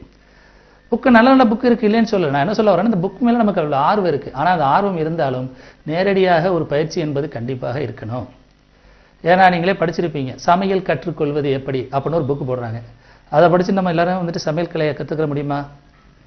அதே மாதிரி கார் ஓட்ட கற்றுக்கொள்வது எப்படின்னு புக்கு போட்டிருக்காங்க, அதை பார்த்து நம்ம எப்படி கார் ஓட்ட கற்றுக்கிற முடியுமா? அப்போ நான் என்ன சொல்கிறேன்னா நேரடி பயிற்சி என்பது கண்டிப்பாக வேண்டும். ஜோதிடத்தை பொறுத்தவரை நேரடி பயிற்சி என்பது கண்டிப்பாக வேண்டும். ஏன்னா நான் இங்கே நம்ம படிக்க வந்த ஜோதிடம் ஒரு ஜோதிடம் மாதிரியே இன்னொரு ஜோதிடம், ஒரு புக்கு ஒரு ஜாதகம் மாதிரி இன்னொரு ஜாதகம் கண்டிப்பாக வராது. ஏன்னா நம்ம படிக்க போகிற முறையை வந்து என்ன சொல்கிறோம்னா கேபி முறைன்னு சொல்கிறோம். இந்த கேபி முறைக்கு முன்னாடியே பார்த்தீங்கன்னா கோபாலகிருஷ்ணன் சொல்லி ஒருத்தர், அவர் என்ன பண்ணாருன்னா முதல்ல ஒரு ஆராய்ச்சி பண்ணார். அதாவது ஆரம்ப காலத்தில் பார்த்தீங்கன்னா ஒரு நட்சத்திரம், இந்த 27 நட்சத்திரத்தில் ஒரு நட்சத்திரத்துக்கு 4 பாதங்கள் சொல்லுவாங்க. அதாவது 27 நட்சத்திரம், இந்த 27 நட்சத்திரத்தில் ஒன்றுக்கு 4 பாதங்கள். அப்போ 4 பாதங்கள் எவ்வளோ வருது? 108 பாதங்கள் வச்சு தான் ஃபஸ்ட்டு என்ன பண்ணாங்கன்னா 108 பாதங்கள். கோயிலெலாம் கேள்விப்பட்டிருப்பீங்களா? 108 அபிஷேகங்கள் சரிங்களா, 108 வைணவ தலம், 108 சிவதலம், 108 தேங்காய் உடைக்கிறது, 108 முறை சுற்றி வர்றது, 108 முறை பிறண்டு வர்றதுலாம் சுற்றுறோம் இல்லையா? இதெல்லாம் எதுக்காக செய்யணும்னா 108 குத்து விளக்கு பூஜை ஏற்றுறது எல்லாம் சொல்லிட்டு அந்த காலத்தில் வந்துட்டு அந்த 27 நட்சத்திரத்தை 4 பாதமாக பிரிக்கிறதுனால இந்த 108 வரணுங்கிறதுக்காக 108 முறை செஞ்சு வச்சாங்க. இப்போ அதில் ஆரம்ப காலத்தில் பார்த்தீங்கன்னா ஃபஸ்ட்டு கோபாலகிருஷ்ணன் என்ன பண்ணாருன்னா முதல்ல ஒரு நட்சத்திரம், அந்த நட்சத்திரத்துக்குள்ள 9 பிரிவு இருக்குது. அதாவது ஒரு நட்சத்திரம் தசையாக இருந்தால் அதில் 9 புத்தி இருக்குது. அப்போ 9 புத்தி இருக்கும் பொழுது கிட்டத்தட்ட பார்த்தீங்கன்னா 27 நட்சத்திரம் சார். ஒரு நட்சத்திரம் இன்னைக்கு சப்போஸ் இப்போ என்ன சதய நட்சத்திரம் இன்னைக்கு போயிட்டு இருக்குங்க. அப்போ சதய நட்சத்திரம் இன்னைக்கு போயிட்டு இருக்குன்னா இந்த சதய நட்சத்திரம் பிறக்கிற எல்லாத்துக்குமே என்ன சொல்கிறோம்? எல்லாருக்குமே இன்னைக்கு ராகு தசை தான். ஏன்னா சதயத்தினுடைய அதிபதி யாருன்னா ராகு. எல்லாத்துக்குமே ராகு தசை. ஆனால் நேரம் காலத்துக்கு தகுந்தவாறு ராகு திசையில் ராகு புத்தி, ராகு திசையில் குரு புத்தி, ராகு திசையில் சனி புத்தி, ராகு திசையில் புதன் புத்தி, ராகு திசையில் கேது புத்தி, ராகு திசையில் சுக்கிர புத்தி, ராகு திசையில் சூரிய புத்தி, ராகு திசையில் சந்திர புத்தி, ராகு திசையில் செவ்வாய் புத்தின்னு எப்படி பிரிக்கிறோமோ அதை அவர் ஆராய்ச்சி பண்ணார். அப்போ ஒரு நட்சத்திரத்துக்குள்ள 9 பிரிவு இருக்குது. அப்போ 27 × 9 243 நட்சத்திரம்ல வரணும் அப்படின்ட்டு ஃபர்ஸ்ட் அவர் தான் கண்டுபிடிச்சார். ஃபர்ஸ்ட் அவர் கண்டுபிடிச்சிட்டு அவர் என்னென்ன காலம்ஸ்னு ஒரு புக் எழுதியிருக்காரு. அதில் வந்து என்ன பண்ணணும்னா ஒரு நட்சத்திரம் 108 கிடையாது, 243 நட்சத்திரங்கிறத கண்டுபிடிச்சது அவர் தான். அதுக்கு பின்னாடி அடுத்தனுடைய பரிணாமம் என்ன, கிருஷ்ணமூர்த்தி வந்து அந்த 27 நட்சத்திரத்துடைய பங்கு என்னன்னு சொல்லிட்டு அந்த 13 டிகிரி 20 நிமிஷம் அப்படிங்கிறதுக்குள்ள எவ்வளோ பங்கு கொடுக்கலாங்கிறத பிரித்து கொடுத்தாரு கேபி மெத்தடு. அந்த கிருஷ்ணமூர்த்தி இறந்து இன்னைக்கு பார்த்தீங்கன்னா 1973 அவர் இறந்துட்டார். 1973 அந்த முறையை கண்டுபிடிச்சிட்டு இந்த கேபி மெத்தடுங்கிற முறையை கண்டுபிடிச்சிட்டு அவர் 1973 இறந்துட்டார். இப்போ நம்ம என்ன சொல்கிறோம்? மின்னஞ்சல் முறைக்கு மாற சொல்லிட்டாங்க நாட்டில். வைஃபைன்னு ஒரு மிஷின் வந்திருக்கு, கம்ப்யூட்டர்னு வந்திருக்கு, கால்குலேட்டர் எல்லாமே பார்த்தீங்கன்னா அந்த காலத்தில் இல்லை, 1973 இல்லை. அப்போ இந்த காரகங்களை நம்ம எப்படி கிரியேட் பண்ணணும்? அவர் ஒரு முறையை கண்டுபிடிச்சி இது ஒரு நல்ல முறையாக தெரியும்னு சொல்லி கண்டுபிடிச்சார். அப்போ அதிலேருந்து அப்டேட் பண்ணணுமா பண்ணக்கூடாதா? அந்த அப்டேட் பண்ணுறதுக்கு வைஃபைங்கிறது எப்போ வந்திருக்கு? இப்போ வந்திருக்கு. ஒவ்வொரு வேர்டுகளும் ஏன்னா காரகங்களை வந்துட்டு எந்த பாவத்திலேருந்து கிரியேட் பண்ணணும் அப்படின்னா பேஸ் வந்து பார்த்தீங்கன்னா 12 கட்டம் தான். இந்த 12 கட்டங்களை நீங்கள் நல்லா படிச்சுக்கிட்டீங்கன்னாவே எல்லா காரகங்களையும் உள்ள நீங்கள் கொண்டாந்துடலாம். அப்போ ஜோதிடங்கிறது என்ன? நம்ம ஜோதிடங்கிறது என்ன ஏற்கனவே சொல்லியிருக்கோம். ஜோதிடங்கிறது என்னன்னா ஒரு மனிதர் இந்த உலகத்தில் பிறக்கும் பொழுது வான்மண்டலத்தில் 9 கிரகங்களும் 27 நட்சத்திரங்களும் எந்தெந்த நிலையில் அவருடைய ஜாதகர் பிறக்கும் பொழுது இருக்கிறதோ அதன் ரீதியாக பலனை கணித்து கொடுக்கக்கூடிய ஒரு பிறப்பு ஜாதகம். அந்த பிறப்பு ஜாதகத்தை எப்படி நம்ம எடுக்கிறோம்? அப்போ அந்த ஜாதக கட்டத்தில் 12 பகுதியாக பிரித்து அந்த 12 பகுதியில் இந்த 9 கிரகங்கள் அவருடைய ஜாதக ரீதியாக என்னென்ன பலனை கொடுக்க போகிறது, எந்தெந்த தசாபுத்தி காலங்கள் இவர் இதையெல்லாம் அனுபவிக்க வேண்டும் என்பதை ஏற்கனவே அவர் பிறக்கும் பொழுதே தீர்மானிக்கிறது. தீர்மானிக்கிறதுக்கு நிறைய சர்ச்சைகள் இருக்கு. அதாவது எந்த நேரத்தை எடுத்துக்கிறது? ஒரு பெண்ணுடைய ஒரு தாயினுடைய யோனியிலிருந்து வெளியே வரும் பொழுது தலைப்பகுதியை மட்டும் நம்ம பிறந்த நேரம் எடுத்துக்கிறது. ஒரு சில பேருக்கு என்ன இல்லை கற்பம் தரிக்கும் பொழுதே எடுத்துக்கிறணும் சார். ஒரு சில பேர் குழந்தை முழுவதாக வெளியே வந்தோன்னே நிலத்தை எடுத்துக்கிறணும். அப்படி நிறைய கார்வட்ட கருத்துகள் இருக்கு. நான் ஒரு சின்ன விளக்கத்தை சொல்லிடுறேன் உங்களுக்கு. இப்போ இயல்பாக பார்த்தீங்கன்னா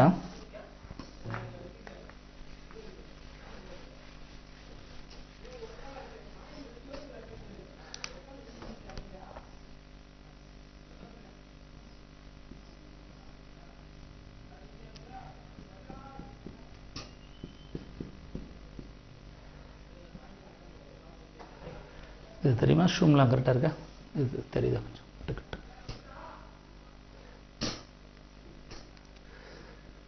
இது வந்து பார்த்தீங்கன்னா ஒரு பெண்ணுடைய கற்பப்பைன்னு வச்சுக்கிறோம். பெண்ணுடைய கற்பப்பை, ஒரு பெண்ணுடைய கற்பப்பை இந்த அமைப்பில் இருக்குது. பெண்ணுடைய சினை முட்டை பார்த்தீங்கன்னா இந்த மாதிரி ஒரு சீதாப்பழம் மாதிரி இருக்குங்க. பெண்ணுங்களுக்கு பார்த்தீங்கன்னா 2 சினை முட்டை இருக்கும். அதாவது இந்த பக்கம் ஒன்று,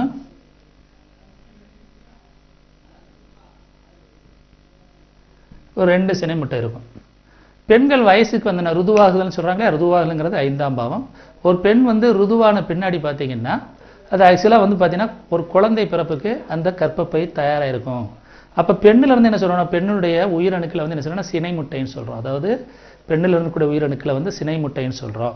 அப்போ என்ன ஆகும்னா ஒரு பெண்ணுக்கு திருமணம் ஆகிறதுக்கு முன்னாடி என்ன ஆகும்னா ஒரு மாதத்தில் பார்த்தீங்கன்னா இந்த சினை முட்டையிலிருந்து ஒரு செல் மட்டும் பிரிஞ்சு இப்படியே தனியாக வந்து இங்கே நிற்குங்க.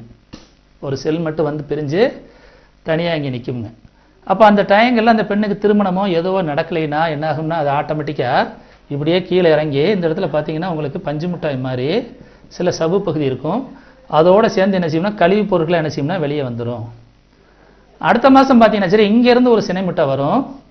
இங்கேருந்து வெளியாகி அதாவது தாம்பத்தியம் நடக்கலைன்னா என்ன ஆகும்னா சரி கழிவுப் பொருளை வெளியாக என்ன சொல்கிறோம்னா மாத விளக்குன்னு சொல்கிறாங்க இல்லையா, மாத விளக்கு அப்படிங்கிறது சொல்கிறது. இதில் எப்போ ஒரு பெண்ணுக்கு திருமணம் ஆகுது? இப்போ நான் சொல்கிறாங்களே கிராமங்களில் யாழ நோக்கம் பார்க்கணும். யாழ நோக்கம்னா என்ன? யாழன்னா யார்? குரு பகவான்.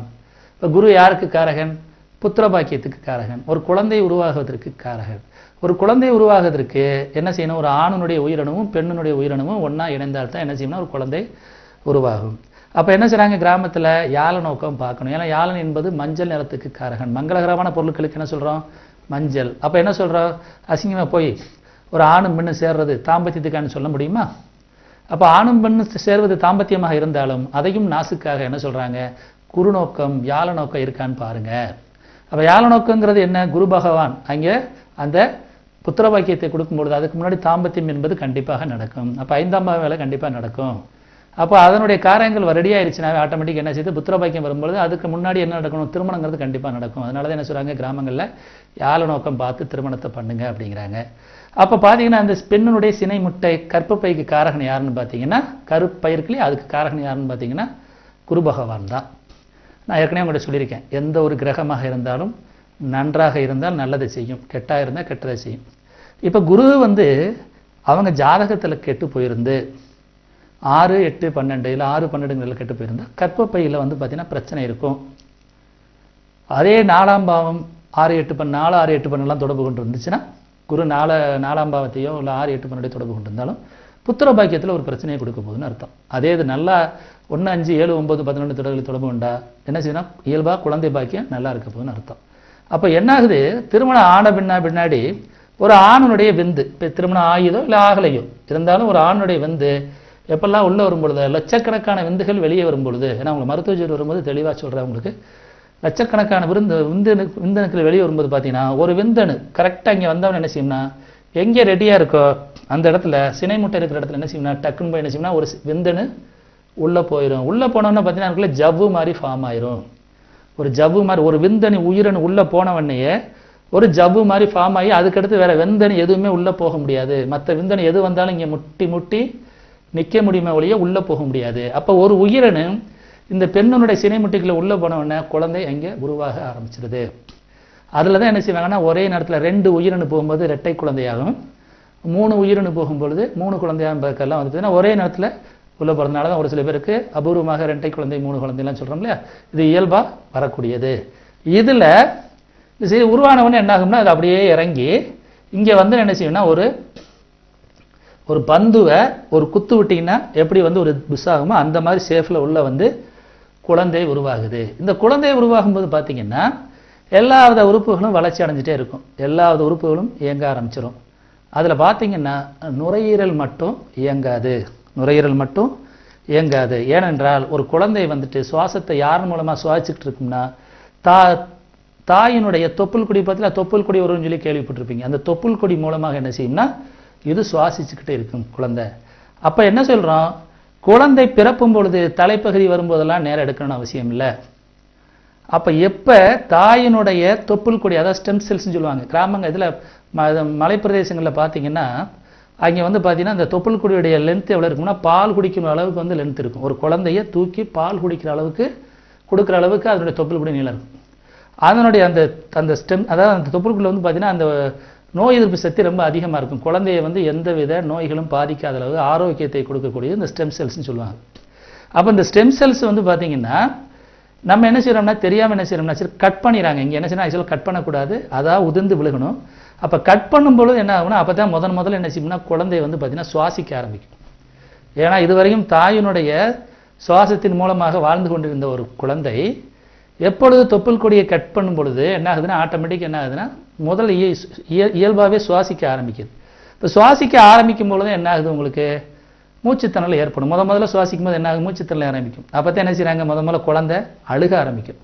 சொல்கிறாங்க இல்லையா, ஒரு கவிதை சொல்லுவாங்க இல்லையா, அதாவது குழந்தை ஒரு தாய் தன்னுடைய குழந்தை முதலில் அழுவதற்காக சிரித்தவள் அப்படின்னா என்ன அர்த்தம், குழந்தை பிறக்கும் பொழுது என்ன சொல்கிறாங்க, அழுகலைன்னா என்ன சொல்கிறாங்க, குழந்தைக்கு ஏதோ ஒன்று ஆகிப்போச்சு சொல்கிறோமா இல்லையா.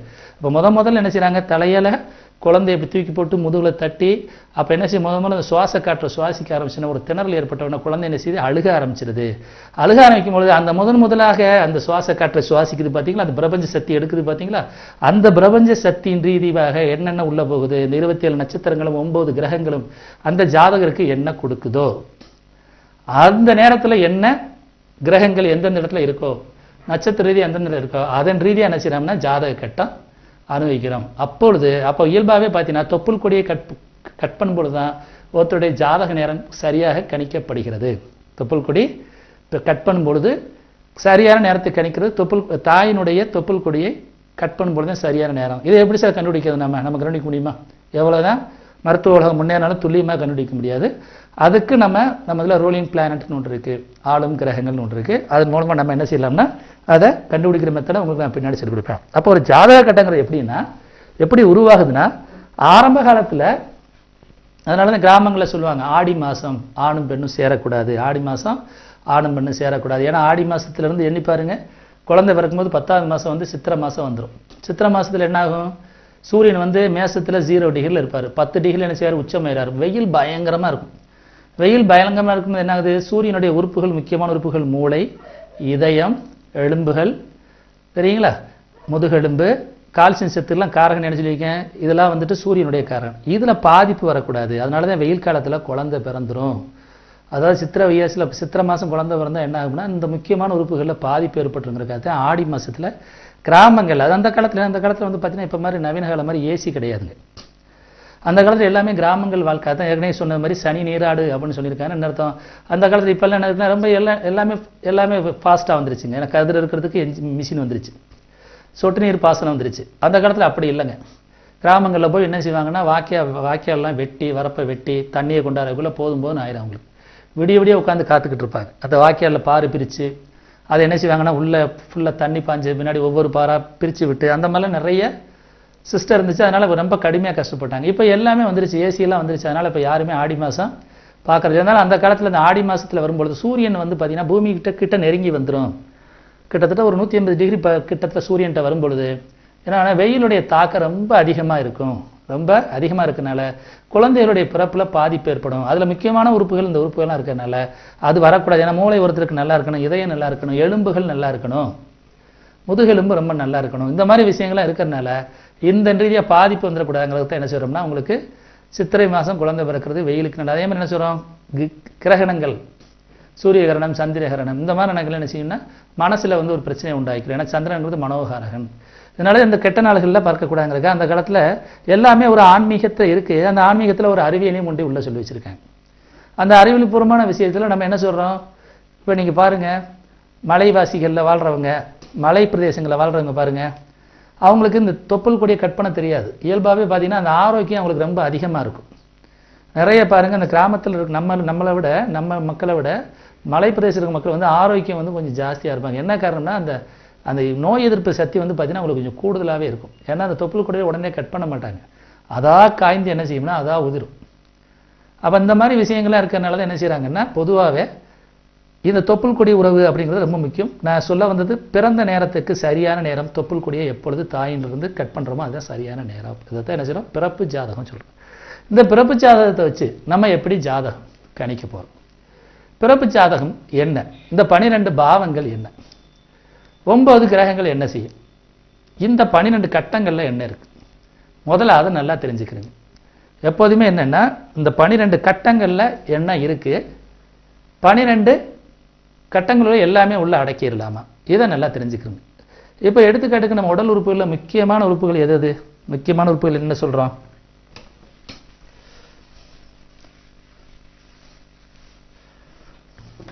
முக்கியமான உறுப்புகள் என்ன சொல்றீங்க, ஃபர்ஸ்ட் நுரையீரல். அதுக்கு என்ன சொல்றோம், இதயம், அதுக்கு என்ன சொல்கிறோம், மண்ணீரல், கல்லீரல், சிறுநீரகம்,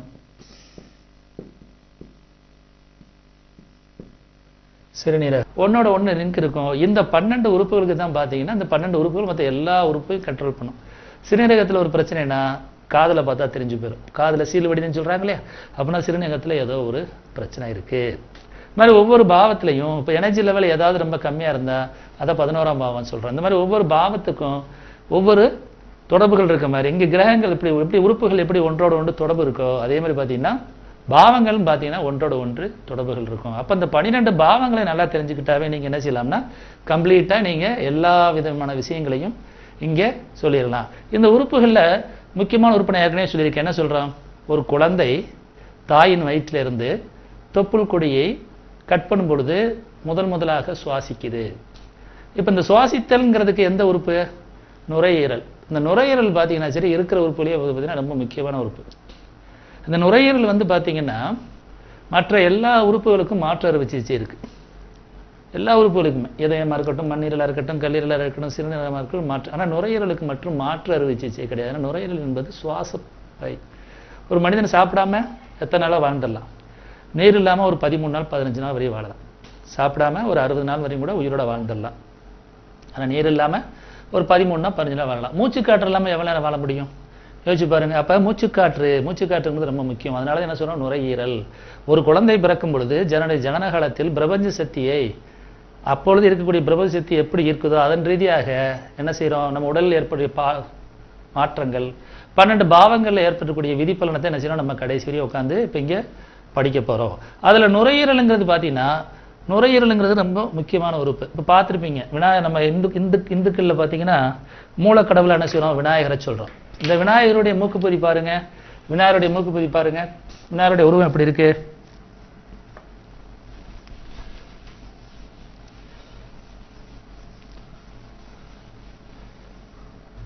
விநாயகர் பாருங்க,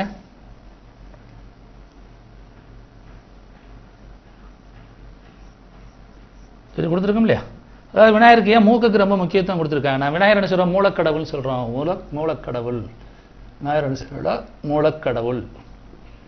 அப்போ மூக்குக்கு வந்து ரொம்ப முக்கியம். அதாவது ஒரு மனிதன் வாழ்வதற்கு வந்து மூச்சு காற்று உயிர்காற்று ரொம்ப ரொம்ப முக்கியம். அதை முக்கியத்துவப்படுத்துறதுக்கு என்ன செய்யணும், விநாயகருக்கு வந்து தும்பிக்கையை தன்னுடைய மூக்குப்பொதியை வந்து பெருசாக காமிச்சு கொடுத்துருக்காங்க. இன்னொன்று உடல் உறுப்புகளில் முக்கியமான உறுப்புங்கிறது நம்ம மூக்கு.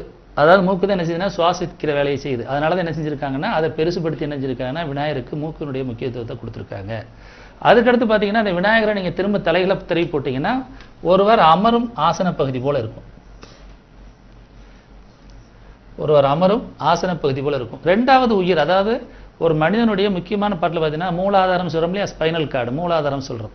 இது ரொம்ப ரொம்ப முக்கியம். ஒரு மனிதனுடைய மூளையில் முக்கியம் எப்படியோ அதே மாதிரி என்ன செய்யணும்னா இந்த ஸ்பைனல் கார்டுங்கிறது ரொம்ப முக்கியம். அதனால தான் வந்து விநாயகருக்கு வந்து பார்த்தீங்கன்னா உங்களுக்கு ஒரு முக்கியமான உறுப்புகளான நுரையீரல் ப்ளஸ் வந்து பார்த்தீங்கன்னா இதை அந்த ஸ்பைனல் கார்டுடைய ரொம்ப ரொம்ப முக்கியம். ஒரு மனிதன் வாழ்றதுக்கு ரொம்ப முக்கியங்கிறதுக்காக என்ன செஞ்சிருக்காங்கன்னா அதை மூலக்கடவுளை என்ன செய்யணும், நம்ம விநாயகரை வணங்குறோம். ஏன்னா உடலில் ஒவ்வொரு உறுப்புகளில் என்ன சொல்கிறாங்க, நீங்களே கடவுள், உங்களுக்குள்ள தான் எல்லாமே இருக்குது அப்படின்னு சொல்கிறாங்களே. அப்போ என்ன அதுதான் ஒவ்வொரு உறுப்புகள்லையும் ஒவ்வொரு இறைவன் இறைவன் தங்கியிருக்கிறாரு. அது நட்சத்திர ரீதியாக கோள்கள் ரீதியாக உங்களுடைய இறை உள்ள தங்கியிருக்கு. அதான் உங்களை அறிஞ்சுக்கிட்டாவே போதும் சொல்கிறாங்களே, உன்னை நீ அறிந்தால் உலகத்தை ஆளலாம் அப்படின்னு சொல்கிறது மாதிரி இயல்பாகவே பார்த்தீங்கன்னா முதல்ல உங்களை ஃபுல்லாக தெரிஞ்சுக்கிறீங்க. நான் ஏற்கனவே சொன்னது மாதிரி மூளையினுடைய நுண்ணிய நரம்புகளுக்கு எந்த பகுதி காரகன், கேது, அதாவது அஸ்வினி. அப்படி ஒவ்வொரு உறுப்புகள்லையும் பார்த்தீங்கன்னா நட்சத்திரங்கள் ரீதியாகவும் கிரகங்கள் ரீதியாகவும் ஆளுமை செய்கிறது. அப்போ எந்த கிரகங்கள் எந்தெந்த உறுப்புகளை ஆளுமை செய்கிறது, தலையிலிருந்து 12 பாதம் வரையும் உள்ள அனைத்து விதமான பகுதிகளையும் பார்த்தீங்கன்னா இந்த 9 கிரகங்களும் 27 நட்சத்திரங்களும் ஆளுமை செய்கிறது. அப்போ அதை நம்ம முழுமையாக படிக்க போகிறோம். அப்போ ஜாதகம் என்பது என்னென்னா அந்த 12 கட்டங்களை முழுமையாக தெரியணும். 12 கட்டங்களை முழுசாக நம்ம தெரியணும் ஃபஸ்ட்டு. அதுக்கடுத்து 9 கிரககாரங்களை நல்லா நீங்கள் படிச்சுக்கிறீங்க. இப்போ நம்மளுடைய வாழ்கிற பூமிங்கிறது பூமியில் வாழ்கிற ஒவ்வொரு உயிரினமும், பூமியில் வாழக்கூடிய ஒவ்வொரு உயிரினமும் சூரியனுடைய ஒளி இல்லாமல் வாழ முடியாது. எந்த ஒரு உயிரினமும் சூரியனுடைய ஒளி இல்லாமல் வாழ முடியாது. அதை அந்த சூரிய ஒளியே நம்ம நேரடியாக பூமிக்கு வருதா அப்படின்னு பார்த்தீங்கன்னா நேரடியாக பூமிக்கு கிடைக்காது. அந்த சூரிய ஒளியை மற்றும் அனைத்து விதமான கிரகங்களுடன் 27 நட்சத்திரங்களுடைய பிரபஞ்ச சக்தியை வாங்கி வேலை யார் பார்க்குதுன்னு பார்த்தா நமக்கு சந்திரன் பார்க்குது.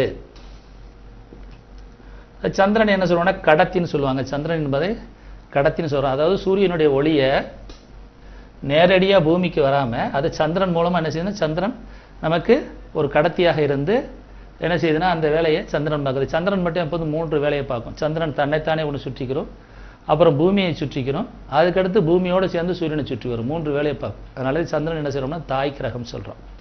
அப்போ இந்த கிரகங்கள் ரீதியாக பார்த்தீங்கன்னா நமக்கு இந்த ஜாதக கட்டம் எப்படி வந்துச்சு, இந்த ஜாதக கட்டத்தை எப்படி வடிவமைச்சிருக்காங்க. நம்ம முன்னோர்களில் 18 முன்னோர்களை ரொம்ப முக்கியமாக நம்ம எடுத்துக்கிறோம். அதில் பார்த்தீங்கன்னா அவங்களே என்ன செய்யணும் தீர்க்க தரிசனம்னு சொல்கிறோம். இப்போ நவீன காலத்தில் இந்த டெலஸ்கோப் என்னென்ன விஷயங்கள்லாம் வந்துருச்சு. அதனால் பார்த்தீங்கன்னா சரி இன்றைக்கி நிறைய ஆராய்ச்சிக்கு உட்படும் பொழுது அவங்களே ஆச்சரியப்படுறாங்க. அந்த இந்து மதத்தில் இந்த ஜாதக கட்டம் எப்படி கரெக்டாக கண்டுபிடிச்சாங்க. அது அறிவியல் பூர்வமாக இருக்கிறது. ஏன்னு பார்த்தீங்கன்னா இந்த விஷயங்களை நம்ம இப்போ தான் படிக்கிறோம். ஆனால் அந்த காலத்தில் எந்தவித வசதியும் இல்லாத நேரத்தில் தன்னுடைய தீர்க்க தரிசனம் மூலமாக, ஏன்னா நம்ம படிக்கிறது அஸ்ட்ராலஜி, அவங்க அஸ்ட்ரானமர்னு சொல்லுவாங்க, அஸ்ட்ராலஜின்னு சொல்லுவாங்க. அது பார்த்தீங்கன்னா தீர்க்க தரிசனத்தின் மூலமாக இந்த பூமி, இந்த பூ உலகம், இந்த அண்டவெளி, பரந்த உலகம், நம்ம எப்படி எந்த சூரிய குடும்பத்தில் நம்ம இருக்கோம் அப்படிங்கிறதுக்கு தெளிவான ஒரு விளக்கம் ஜாதக கட்டத்தின் மூலமாக கொடுத்துருக்காங்க.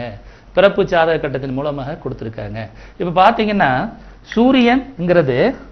சூரியன்கிற கிரகத்தை மையமாக வச்சுதான் நம்ம என்ன செய்யறோம்னா எல்லா விதமான விஷயங்களையும் நம்ம சூரியன்கிறத மையமாக வச்சுதான் மற்ற அனைத்து விதமான கோள்களும் பார்த்தீங்கன்னா சுற்றி வருது. இப்போ நம்ம ஜாதகத்தில் பார்த்தீங்கன்னா என்ன சொல்றோம்னா சித்திரை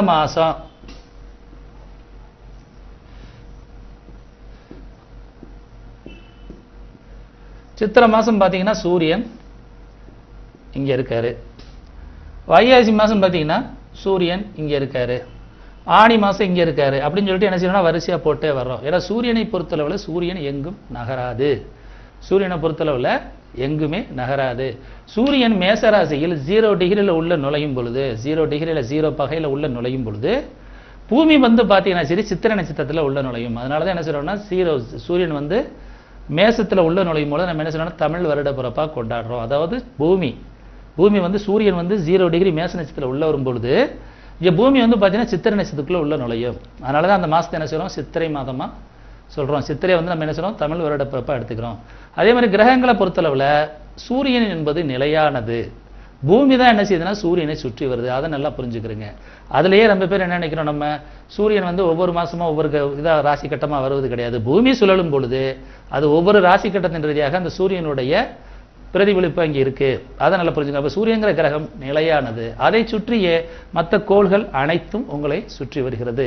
ஏன்னா நம்ம கிரகங்களை பற்றியும் பாவங்களையும் பற்றியும் தெளிவாக திரும்ப ஒரு முறை விளக்கும் போது உங்களுக்கு இயல்பா புரியும். இருந்தாலும் இந்த ஜாதக கட்டம் எப்படி வந்துருச்சுங்கிறதுக்கு ஒரு சின்ன விஷயம் நான் சொல்றேன். ஏன்னா இந்த சூரியனை மையமாக வைத்து தான் இந்த ஜாதக கட்டம் அமைச்சிருக்காங்க. இந்த சூரியனுடைய ஒளியை வாங்கி கொடுக்கறது யாரு? சந்திரன்.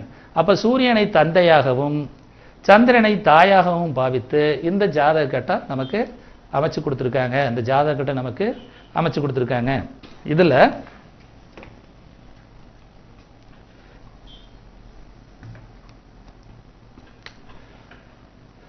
சூரியனுடைய வீடாக சிம்மத்தை எடுத்துக்கிறோம். இது தந்தையினுடைய வீடாக எடுத்துக்கிறோம்.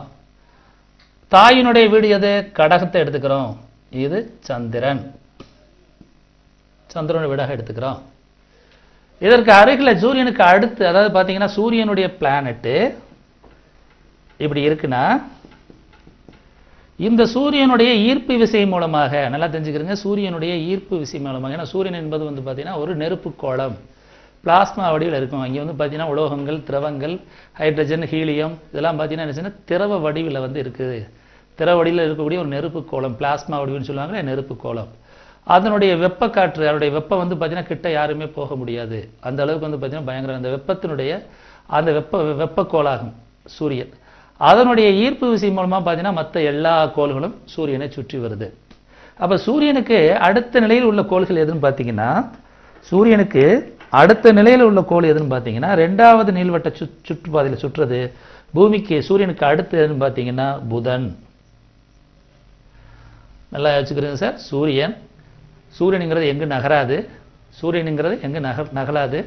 இந்த ஜாதக கட்டங்கிறது எப்படி நமக்கு வந்ததுங்கிறதுக்காக விளக்கம் கொடுக்குறேன். இந்த பிரபஞ்சம் இந்த பால்வெளின்னு சொல்றோம்ல, அந்த பால்வெளியில நம்ம ஒரு சூரிய குடும்பத்தில் இருக்கோம். சூரியன் தன்னைத்தானே சுற்றி கொண்டு மற்ற கிரகங்களையும் தன்னுடைய ஈர்ப்பு விசை மூலமாக சுற்ற வைத்து கொண்டிருக்கிறது. அப்ப எத்தனையோ சூரிய மண்டலம் இருக்கிறதாக இன்னைக்கு ஆராய்ச்சியில் சொல்றாங்க. அதாவது என்ன சொல்ற, வேற்று கிரகவாசிகள்லாம் இருக்காங்கன்னு சொல்லிட்டு இன்னைக்கு நம்பப்படுது. அதுல நம்ம ஒரு சூரிய குடும்பத்தில் வாழ்ந்துகிட்டு இருக்கோம். அந்த சூரிய குடும்பத்தில் நம்ம எங்க இருக்கோம், பூமிங்கிற ஒரு கோள்ல நம்ம இருக்கோம். அந்த பூமிங்கிற கோள் எதனுடைய ஈர்ப்பு விசையில சுத்திட்டு இருக்கு, சூரியனுடைய ஈர்ப்பு விசையின் மூலமாக பூமியை சுத்தி வந்துகிட்டு இருக்கு. இப்ப நம்ம அந்த பூமியில வாழ்ற ஒரு சாதாரண சீவராஜி, அதுக்கு நம்ம ஜாதக கட்டம் போடுறோம். அப்ப பூமியில இருக்கக்கூடிய ஒரு உயிரினத்துக்கு ஜாதக கட்டம் போடும் பொழுது அது எவ்வாறு கரெக்டாக அமைந்தது, எப்படி அந்த ஜாதக கட்டம் அமைப்பாங்க, ஏன் சூரியனை இங்கே இல்லாமல் ஏசர் இங்கே போடக்கூடாது, இப்படிலாம் நிறைய விஷயங்கள் வரும் பொழுது சூரியனுக்கு இதை அந்த காலத்துல நினைஞ்சிருக்காங்கன்னா தீர்க்க தரிசனமாக என்ன பண்ணியிருக்காங்கன்னா அறிவியல் பூர்வமாகவே இதை கரெக்டு தான் அப்படின்ட்டு இன்னைக்கு நாசா விண்வெளிக்காரங்க கூட ஒத்துக்கிற அளவுக்கு துல்லியமாக இந்த ஜாதக கட்டத்தை கணிச்சிருக்காங்க. நீங்களே பார்த்தீங்கன்னா நாசா விண்வெளிக்கு முன்னாடி பார்த்தீங்கன்னா நடராஜர் சிலையை தான் வச்சிருப்பாங்க. நடராஜர் சிலையை தான் ஒரு சிம்பிளாக வச்சிருப்பாங்க. ஏன்னா உலகத்தின் மையப்புள்ளி சிதம்பரம் நடராஜர் கோயில் இருக்கிறதா சொல்றாங்க. ஏன்னா அந்த காலத்தில் நம்மளோட ஒவ்வொரு கோயில்களும் பார்த்தீங்கன்னா சரி, லேட்டிடியூட் லாங்கிடியூட்லாம் பார்த்தீங்கன்னா சரி, ஒரே நேர்கோட்டில் இருக்கும். ஐம்பூதங்களுடைய கோயில்கள்லாம் பார்த்தீங்கன்னா ரொம்ப நேர்கோட்டில் ஒரே நேர்கோட்டில் இருக்கும். ரொம்ப பார்த்தீங்கன்னா இந்து மதங்கிறது பழைய மதம் மட்டும் கிடையாது, ரொம்ப தொன்மை வாய்ந்த மதம் கிடையாது.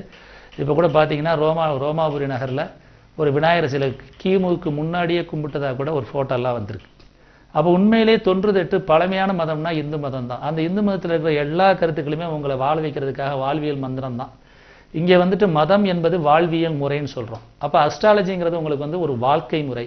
அந்த வாழ்க்கை முறையை நம்ம எப்படி வாழணும் அப்படிங்கிறத உங்களுக்கு இங்கே கற்றுக் கொடுக்குது. அப்போ சூரியனுங்கிற கிரகம், சூரியனுக்கு பக்கத்தில் அடுத்த பிளானட் எதுன்னு பார்த்தீங்கன்னா புதன். உடனடியாக சுற்றி வர கிரகம் பார்த்தீங்கன்னா புதன். உங்களுக்கு கிரகங்கள் வரும்போது இன்னும் விளக்குமா, எத்தனை நாளில் சுற்றி வருது, என்னென்ன கிலோமீட்டர், எத்தனை டிஸ்டன்ஸ், என்னென்ன எஃபெக்ட் கொடுக்குறதுலாம் உங்களுக்கு அப்புறம் தெளிவாக சொல்கிறேன். சூரியனை பற்றி உங்களுக்கு தெளிவாக சொல்கிறேன். சூரிய ஒளி எப்போ எவ்வளோ நேரத்தில் பூமியை அடையும், அதனுடைய என்னென்ன பொருட்கள் இங்கே என்னென்ன இருக்கிறதெல்லாம் உங்களுக்கு தெளிவாக கொடுக்குறேன். இப்போதைக்கு இந்த ராசி கட்டம் வந்தது எப்படிங்கிறத தெரிஞ்சுக்கிறீங்க. அப்போ சூரியனுக்கு அடுத்த பிளானட் ஃபர்ஸ்ட் செகண்ட்ல ரெண்டாவது சூரியனுக்கு அடுத்து ஃபர்ஸ்ட் சுற்றுவட்டு பாதையில் வர்றது பார்த்தீங்கன்னா புதன். அப்போ புதன்கிறது பாருங்க, சூரியனுக்கு பக்கத்தில் இணைஞ்சிருக்காங்கன்னா புதனை கொடுத்துருக்காங்க. சூரியனுக்கு பக்கத்தில் புதனை கொடுத்துருக்காங்க. அதுக்கடுத்து பார்த்தீங்கன்னா ரெண்டாவது சுற்றுவட்ட பாதையில், ரெண்டாவது நீள்வட்ட பாதை இருக்குல்ல, ரெண்டாவது நீள்வட்ட பாதையில் எதுன்னு பார்த்தீங்கன்னா உங்களுக்கு சுக்கிரன். சூரியன் புதனுக்கு அடுத்து சூரியனுடைய நீள்வட்ட பாதையில் ரெண்டாவது பார்த்தீங்கன்னா உங்களுக்கு சுக்கிரன். சுக்கிரனுக்கு அடுத்து மூணாவது சுற்றுப்பாதையில் நம்ம இருக்கோம்னா நம்ம பூமி சுற்றிக்கிட்டு இருக்கு. மூணாவது சுற்றுப்பாதையில் நம்ம பூமி சுற்றிட்டு இருக்கு. அதை என்ன செய்யறோம், நம்ம இப்போ ஜாதக கட்டமாக போட்டிருக்கோம். அப்போ ஒரு மையப்பகுதியாக நீங்கள் ஞாபகப்படுத்திக்கிறீங்க. அதாவது பூமியில இருந்தால் நம்ம ஒரு உயிரினுக்காக ஜாதக கட்டம் போடுறோம். அப்போ ஒரு குழந்தை பிறக்கும் பொழுது அந்த குழந்தை ஜனனமாகி இந்த உலகத்தில் பிறக்கும் பொழுது எந்தெந்த கிரகங்கள் எந்தெந்த நிலையில் இருக்கு அப்படிங்கிறதையும் ஜாதக கட்டம் போடுறோம். இருந்தாலும் ஒரு ஜாதக கட்டத்துக்கு ஒவ்வொரு ஜாதக கட்டத்துக்கும் ஒரு கிரகம் அதிபதியாக இருக்கும் பொழுது இந்த சிம்மம் அப்படிங்கிற வீட்டுக்கு முதல்ல சூரியன் அதிபதியாகவும், அதற்கு அடுத்த சுற்றுவட்டு பாதையில் ரெண்டாவது பார்த்தீங்கன்னா புதன் அதிபதியாகவும், மூன்றாவது சுற்றுவட்டு பாதையில் சுக்கிரன் இருக்கு. ரெண்டாவது சுற்றுப்பாதையில் சுக்கிரன், மூன்றாவது புதன் இருக்கு. நாலாவது என்ன இருக்கும் பார்த்தீங்கன்னா உங்களுக்கு செவ்வாய் இருக்கு. ஐந்தாவது சுற்றுவட்டு பாதை, அதாவது பார்த்தீங்கன்னா பூமிக்கு உள் சுற்றுன்னு ஒன்று இருக்கு. இந்த உள் சுற்றுங்கிறது பூமிக்கு உள்ள சுற்றுறது எதுனா சுக்கிரனும் புதனும், பூமிக்கு உள்ள சுற்று கிரகங்கள். வெளி சுற்று கிரகங்கள் சொல்றது இது பார்த்தீங்கன்னா சரி செவ்வாயும் குரு, அப்புறம் சனி, செவ்வாய். அதுக்கடுத்து ஐந்தாவது நீள்வட்ட பாதையில் என்ன சுற்றுறது பார்த்தீங்கன்னா குரு. கடைசி ஆறாவது நீள்வட்ட பாதையில் ரொம்ப தூரம் சூரியனுக்கு அதுக்கும் கிட்டத்தட்ட 1,40,000 கோடிக்கு மேலே ரொம்ப டிஸ்டன்ஸ் உள்ளது பார்த்தீங்கன்னா சரி சனி. அதனால் சனியை இருள் கிரகம் சொல்கிறோம். சரிங்களா, சனியை இருள் கிரகம் சொல்கிறோம். அப்போ இயல்பாக பார்த்தீங்கன்னா இந்த சூரியன்லேருந்து முதல் சுற்றுவட்ட பாதையில் புதன் இருக்கு, ரெண்டாவது சுற்றுவட்ட பாதையில் சுக்கிரன் இருக்கு, மூன்றாவது நாம் வாழக்கூடிய பூமி இருக்கு, நான்காவது பார்த்தீங்கன்னா செவ்வாய் இருக்கு, பூமியினுடைய வெளிவட்ட சுற்றையில் செவ்வாய் இருக்கு, ஐந்தாவது பாதையில் ஐந்தாவது சுற்றுல பார்த்தீங்கன்னா சரி குரு இருக்கு, ஆறாவது சுற்றுல சனி இருக்கு. அப்போ கிரகங்களை பொறுத்தளவில் சூரியனை சுற்றி அனைத்து கோள்களும் வருது. எத்தனையோ கோள்களாக இருக்கிறதா சொல்றாங்க. யுரேனஸ், நெப்டியூன், நிறைய கோள்கள் இருக்கு. அதுல மனித உயிரினங்களை தாக்கத்தை ஏற்படுத்தக்கூடிய மனிதனை சார்ந்த உயிரினங்கள் வாழக்கூடிய தாக்கத்தை ஏற்படுத்தக்கூடிய கிரகங்களை மட்டும் நம்ம இங்கே எடுத்திருக்கோம். கோடிக்கணக்கான நட்சத்திரங்கள் இருந்தாலும் அதுல ஒரு 27 நட்சத்திரங்கள் மட்டும் நம்ம என்ன செய்யறோம்னா இங்க ஜாதகத்துக்கு எடுத்திருக்கோம். ஏன்னா இந்த கிரகங்களும் இந்த நட்சத்திரங்களை தான் என்ன செய்யுதுன்னா ஒரு மனிதனுடைய மாற்றத்தை உண்டாக்குது வாழ்க்கையிலன்னு சொல்லி முன்னோர்கள் தன்னுடைய தீர்க்க தரிசனம் மூலமாக அதை தெரிஞ்சுக்கிட்டு என்ன செய்யறாங்கன்னா நமக்கு அதை கொடுத்துருக்காங்க. அதுல பாத்தீங்கன்னா சூரியன் என்பது தன்னைத்தானே சுற்றி கொண்டிருக்கிறது. சூரியனுக்கு முதல்வர் சுற்றுவட்ட பாதையில் என்ன இருக்கு? உங்களுக்கு புதன் இருக்கு. 2வது சுற்றுவட்ட பாதையில சுக்கிரன் இருக்காரு. 3வது சுற்றுவட்ட பாதையில பூமி இருக்கு. நமக்கு பூமிக்கு வெளிக்கோள் 4வது சுற்றுவட்ட பாதையில செவ்வாய் இருக்கு. அதுக்கடுத்து 5வது சுற்றுவட்ட பாதையில குரு இருக்காரு. அதுக்கடுத்து 6வது சுற்றுவட்ட பாதையில கடைசி சுற்றுவட்ட பாதையில உங்களுக்கு சனி இருக்காரு. இதுதான் ஆக்சுவலா ஜாதக கட்டம். ஆனா இப்போதான் அறிவியல் பூர்வமாகவும் பாத்தீங்கன்னா இப்படித்தான் பாத்தீங்கன்னா கிரகங்கள் கோள்கள் இயங்கிக்கிட்டு இருக்கு. நான் ஏற்கனவே சொல்லியிருக்கேன், சூரியனுடைய ஒளியை பூமிக்கு வாங்கி கொடுக்கிற கிரகம் எது? சந்திரன். சூரியன் என்பது தந்தை என்றால் சந்திரன் என்பது தாயின்னு சொல்லியிருக்கேன். அப்ப இங்க என்ன செய்யறாங்க? சூரியனுக்கு பக்கத்துல என்ன செய்யறோம்? சந்திரன். சந்திரன் எந்த வேலையை செய்யுது? சேம் அதே வேலை செய்யுது. சூரியனுக்கு சூரியனுடைய ஒளியை வாங்கி கொடுக்குது. அதுக்கடுத்து என்ன செய்யுது? புதனுடைய ஒளியை வாங்கி கொடுக்குது. அதுக்கு புதனுடைய தாக்கத்தை ஏற்படுத்துது பூமியில. அதுக்கடுத்து என்ன செய்யுது? சுக்கிரனுடைய தாக்கத்தை ஏற்படுத்துது. அதுக்கடுத்து என்ன செய்யுது? பூமி இருக்கு. அதுக்கடுத்து 4வது சுற்றுவட்ட பாதையில் என்ன சொல்றோம்? செவ்வாய் இங்க இருக்கு. 5வது சுற்றுவட்ட பாதையில பாத்தீங்கன்னா உங்களுக்கு குரு இருக்காரு. கடைசி சுற்றுவட்ட பாதையில இங்க உங்களுக்கு சனி இருக்காரு. கடைசி சுற்றுவட்ட பாதையில இங்க சனி இருக்காரு. இதைதான் நம்ம ஜாதக கட்டமா வச்சிருக்கோம். அதாவது தந்தை கொடுப்பதை தாய் வீட்டுல எல்லாம் பிரிச்சு கொடுக்குறாங்களே அந்த மாதிரி என்ன செய்யறாங்கன்னா இங்க தந்தை இங்க தாயா வச்சு என்ன செய்யறாங்கன்னா ஜாதக கட்டம் அமைச்சிருக்காங்க. இயல்பாவே பாத்தீங்கன்னா ஒரு நாளைக்கு 21,600 தடவை நம்ம மூச்சு விடுறதா சொல்றோம். 120 டிகிரில 60 நாளிகை நம்ம பெருக்கி பார்த்தோம்னா 21,600 தடவை ஒரு நாளைக்கு மூச்சு வரதா சொல்றோம். இதயம் ஒரு நாளைக்கு 21,600 தடவை துடிக்கிறதா சொல்றோம். இதுல என்ன சொல்றோம்? வடகலை தென்கலை சொல்லுவாங்க, இல்லாட்டா என்ன சொல்லுவாங்க? சந்திரகலை சூரியகலைன்னு சொல்லுவாங்க. இந்த வலதுபுறம் சுவாசிக்கிறது என்ன சொல்றோம்னா சூரியகலைன்னு சொல்றோம். இந்த இடதுபுறம் சுவாசிக்கிறது என்ன செய்யறோம்னா சந்திரகலைங்கிறோம். ஏன்னா இதயங்கிறது இந்த பக்கம் இருக்கு. இதயங்கிறது நெருப்பு கோலம் சொல்லிட்டோம், சூரியனுடைய கோலம். அந்த சூரியனுடைய நெருப்பை தணிக்கக்கூடியது எது? இந்த சந்திரகலைன்னு சொல்றோம். அப்ப இந்த இயல்பா இந்த சந்திரகலை சூரியகலை சந்திரகலை ரீதியாக என்ன செய்யறாங்கன்னா ஜாதக கட்டத்தை அமைச்சிருக்காங்க. அதுல முதல்ல வர்றது புதன், 2வது சுக்கிரன், 3வதுங்கிறது நம்ம பூமி, 4வது செவ்வாய், 5வது குரு, 6வது சனி. இதை நீங்க நல்லா ஞாபகம். இதை என்ன செய்யறோம்னா அதிபதிகள். இது என்ன சொல்றோம்னா ராசி கட்டம். இந்த ராசி கட்டத்தினுடைய அதிபதிகள் சொல்றோம். இந்த அதிபதிகளுக்கு ஒரு எளிமையான எடுத்துக்காட்டு இருக்கு. எக்ஸாம்பிளுக்கு 9 கிரகங்கள் இருக்கு. இந்த 9 கிரகங்கள்ல ஈஸ்வர பட்டம் யாருக்கு கொடுக்குறோம்? எங்கேயாவது குரு ஈஸ்வரன், செவ்வாய் ஈஸ்வரன் கொடுக்குறோமா? சனிக்கு மட்டும்தான் பாத்தீங்கன்னா சனீஸ்வரர் பட்டம் கொடுக்குறாங்களே. அப்ப சனீஸ்வரரை இங்க என்ன செய்யணும்? ஒரு எளிமையான முறை தான், நான் கற்றுக்கிட்ட முறை தான். நாங்க இங்க யாருமே புதுசா எதுவுமே சொல்ல வரல சார். இன்னொன்னு, முன்னோர்கள் சொல்லாததை யாருமே இங்க புதுசா எதுவும் சொல்லல. அவங்கவுங்களுடைய தேடுதல் தக்க, அவங்களுடைய அறிவுக்கு தக்க அதை என்ன செய்யணும்னா வெளிக்கொண்டாடுறோம். இந்த ஒரு விஷயம்தான் ஒழிய இங்க எதுவுமே நாங்க புதுசா கண்டுபிடிக்கல. ஏன்னா நிறைய பேர் கேள்வி வைப்பாங்க, சார் நீங்க எங்க சார் படிச்சீங்க, உங்களுக்கு யார் சார் சொல்லி கொடுத்தா? ஏன்னா 5ஆம் பாவம்ங்கிறது இயற்கையாவே வரணும். எங்கேதான் நீங்க படிச்சாலும் ஏற்கனவே சொல்லியிருக்கேன், வாகனம் ஓட்டுவது கற்றுக்கொள்வது எப்படின்னு சொல்லி புத்தகம் படிச்சா படிக்க முடியாது, அனுபவபூர்வமா வரணும். சமையல் கலை எப்படி கற்றுக் கொடுப்பது அப்படின்னா எத்தனை பேருக்கு சமையல் கற்றுக் கொடுங்க? 5 பேருக்கு சமையல் கற்றுக் கொடுக்கலாம், 10 பேர் வந்துட்டு என்ன செய்வீங்க? அப்ப இயல்பாவே அந்த அறிவு வரணும். அந்த அறிவுக்கு நம்ம என்ன செய்யணும்? பயிற்சி எடுத்துக்கிட்டா போதும், உங்களால முடியும். நான் ஏன் திரும்ப திரும்ப இந்த வார்த்தையை சொல்றேன்னா, தயவு செய்து அரகுர மனசோட எனக்கு ஜோதிடம் வரும் அப்படிங்கிற எண்ணத்துல மட்டும் தயவு செய்து வராதிங்க. ஜோதிடம் எனக்கு கண்டிப்பா வரும், அந்த எண்ணத்தை முதல்ல நீங்க ஃபர்ஸ்ட் உங்க மனசுக்குள்ள வச்சுக்கிறீங்க. அப்பதான் உங்களால ஜெயிக்க முடியும். ஜோதிடங்கிறது இவருக்கு தான் வருங்கிறது இல்லை, கண்டிப்பா உங்களுக்கு வரும். ஒரு சில பேருக்கு கொஞ்சம் முன்னாடி வரும், நமக்கு கொஞ்சம் லேட்டாக போகும், அவ்வளோதான். நான் ஏற்கனவே சொல்லியிருக்கேன். கோயிலுக்கு போகிறோம், இங்கே திருப்பதி ஏழுமலையானுக்கு சாமி விட போகிறீங்க, பயங்கர கூட்டமாக இருக்குது. பயங்கர கூட்டமாக இருக்குன்னு என்ன அர்த்தம்? கிட்டத்தட்ட பார்த்தீங்கன்னா ஒரு 1000, 1500, 2000 டிக்கெட் வாங்கினா முன்னாடி போய் சாப்பிட்டு வருவாங்க. நம்ம 50 ரூபா டிக்கெட் வாங்குறேன்னு நினச்சா கொஞ்சம் லேட்டாக கும்பிடுவோம். நம்ம என்ன நோக்கத்துக்காக வந்திருக்கிறோம்? ஜாதகம் படிக்கணும்னு வந்திருக்கிறோம். அப்போ என்னது? திருப்பதி தரிசனம் மாதிரி தான். பணம் கொஞ்சம் கூட கொடுத்து, இங்கே பணங்கிற பிரச்சனை இல்லை, நான் ஒரு எடுத்துக்காட்டுக்கு தான் சொல்கிறேன். முன்னாடி தரிசிக்கிறவங்க என்ன செய்வாங்க? கொஞ்சம் முன்னாடி போய் தரிசனம் வைப்பாங்க. நம்மளும் கண்டிப்பாக என்ன செய்கிறோம்? அந்த தரிசனம் பண்ணத்தான் வந்திருக்கிறோம். ஏற்கனவே சொல்லியிருக்கேன், ஐயப்பன் கோயில் இருமுடி கட்டி போகிறோம். இப்போ ஐயப்பன் கோயில் சீசன் தான், இருமுடி கட்டி போகிறோம். வயசு பசங்க என்ன பண்ணுவாங்க? ரொம்ப வேகமாக என்ன செய்வாங்க? பெருவழி பாதையில் விறுவிறுன்னு போய் நம்ம ஐயப்பனை தரிசிட்டேன் அப்படிம்பாங்க. நம்ம வயசானவங்க என்ன செய்வோம்? கொஞ்சம் மெதுவாக கொஞ்சம் கொஞ்சமாக உட்காந்து போப்போம். ஆனால் நோக்கம் என்ன? ஐயப்பனை தரிசிக்கணும், திருப்பதி ஏழுமலையான தரிசிக்கணும். அது எப்போ நம்ம தரிசிக்குங்கிறது என்ன? ஒரு சில முன்னாடி நடக்கலாம், ஒரு சில பின்னாடி நடக்கலாம். நான் பஸ் ஏறி முன்னாடி வந்துட்டேன் சார், வேற ஒன்றும் கிடையாது. நான் பஸ் ஏறி முன்னாடி வந்திருக்கேன், நீங்கள் பின்னாடி வர போகிறீங்க, அவ்வளோதான். இதுக்காக வந்துட்டு சார் நீங்கள்லாம் சார் பெரிய எம்ஃபில் படிச்சிருக்கீங்க சார், எம்ஏ படிச்சிருக்கீங்க சார், பிஹெச் ஒன்றும் கிடையாது. நீங்கள் சொன்னால் நம்பவே மாட்டீங்க. இயல்பாக வாழ்க்கை முறையே படிச்சுக்கிறீங்க. வாழ்க்கை தான் அஸ்ட்ராலஜி. இங்கே புத்தகத்தில் படித்து என்ன இருக்கும் சொல்லுங்கள்? எழுதியிருப்பாங்க, ஒரு உள்ள எழுதுமே எழுதியிருப்பாங்க, ஒரு நட்சத்திரம், அதனுடைய உபநட்சத்தினுடைய செயல்பாடை, அப்புறம் இன்னொரு பக்கத்தில் சரி நான் தசாநாதன் புத்திநாதன். நீங்கள் தலையை பிச்சுட்டு ஓடி போயிருவீங்க. ரொம்ப பேர் வந்து படிக்காமல் இருக்கிறதுக்கு காரணம், அஸ்ட்ராலஜினா பயப்படுறதுக்கு காரணம் என்னென்னா, உங்களை எல்லாரும் மிரட்டி வச்சுருக்காங்க. ஏன்னா இது நிறைய பிரச்சனை, நிறைய அனுக்கிரகம் வாங்கி வரணும். இங்கே தசாவர்க்கம் தெரியணும், அஷ்டவர்க்கம் தெரியணும், பரிவர்த்தனை தெரியணும், வெசியோகம் தெரியணும், நிறைய யோகங்கள் தெரியணும்.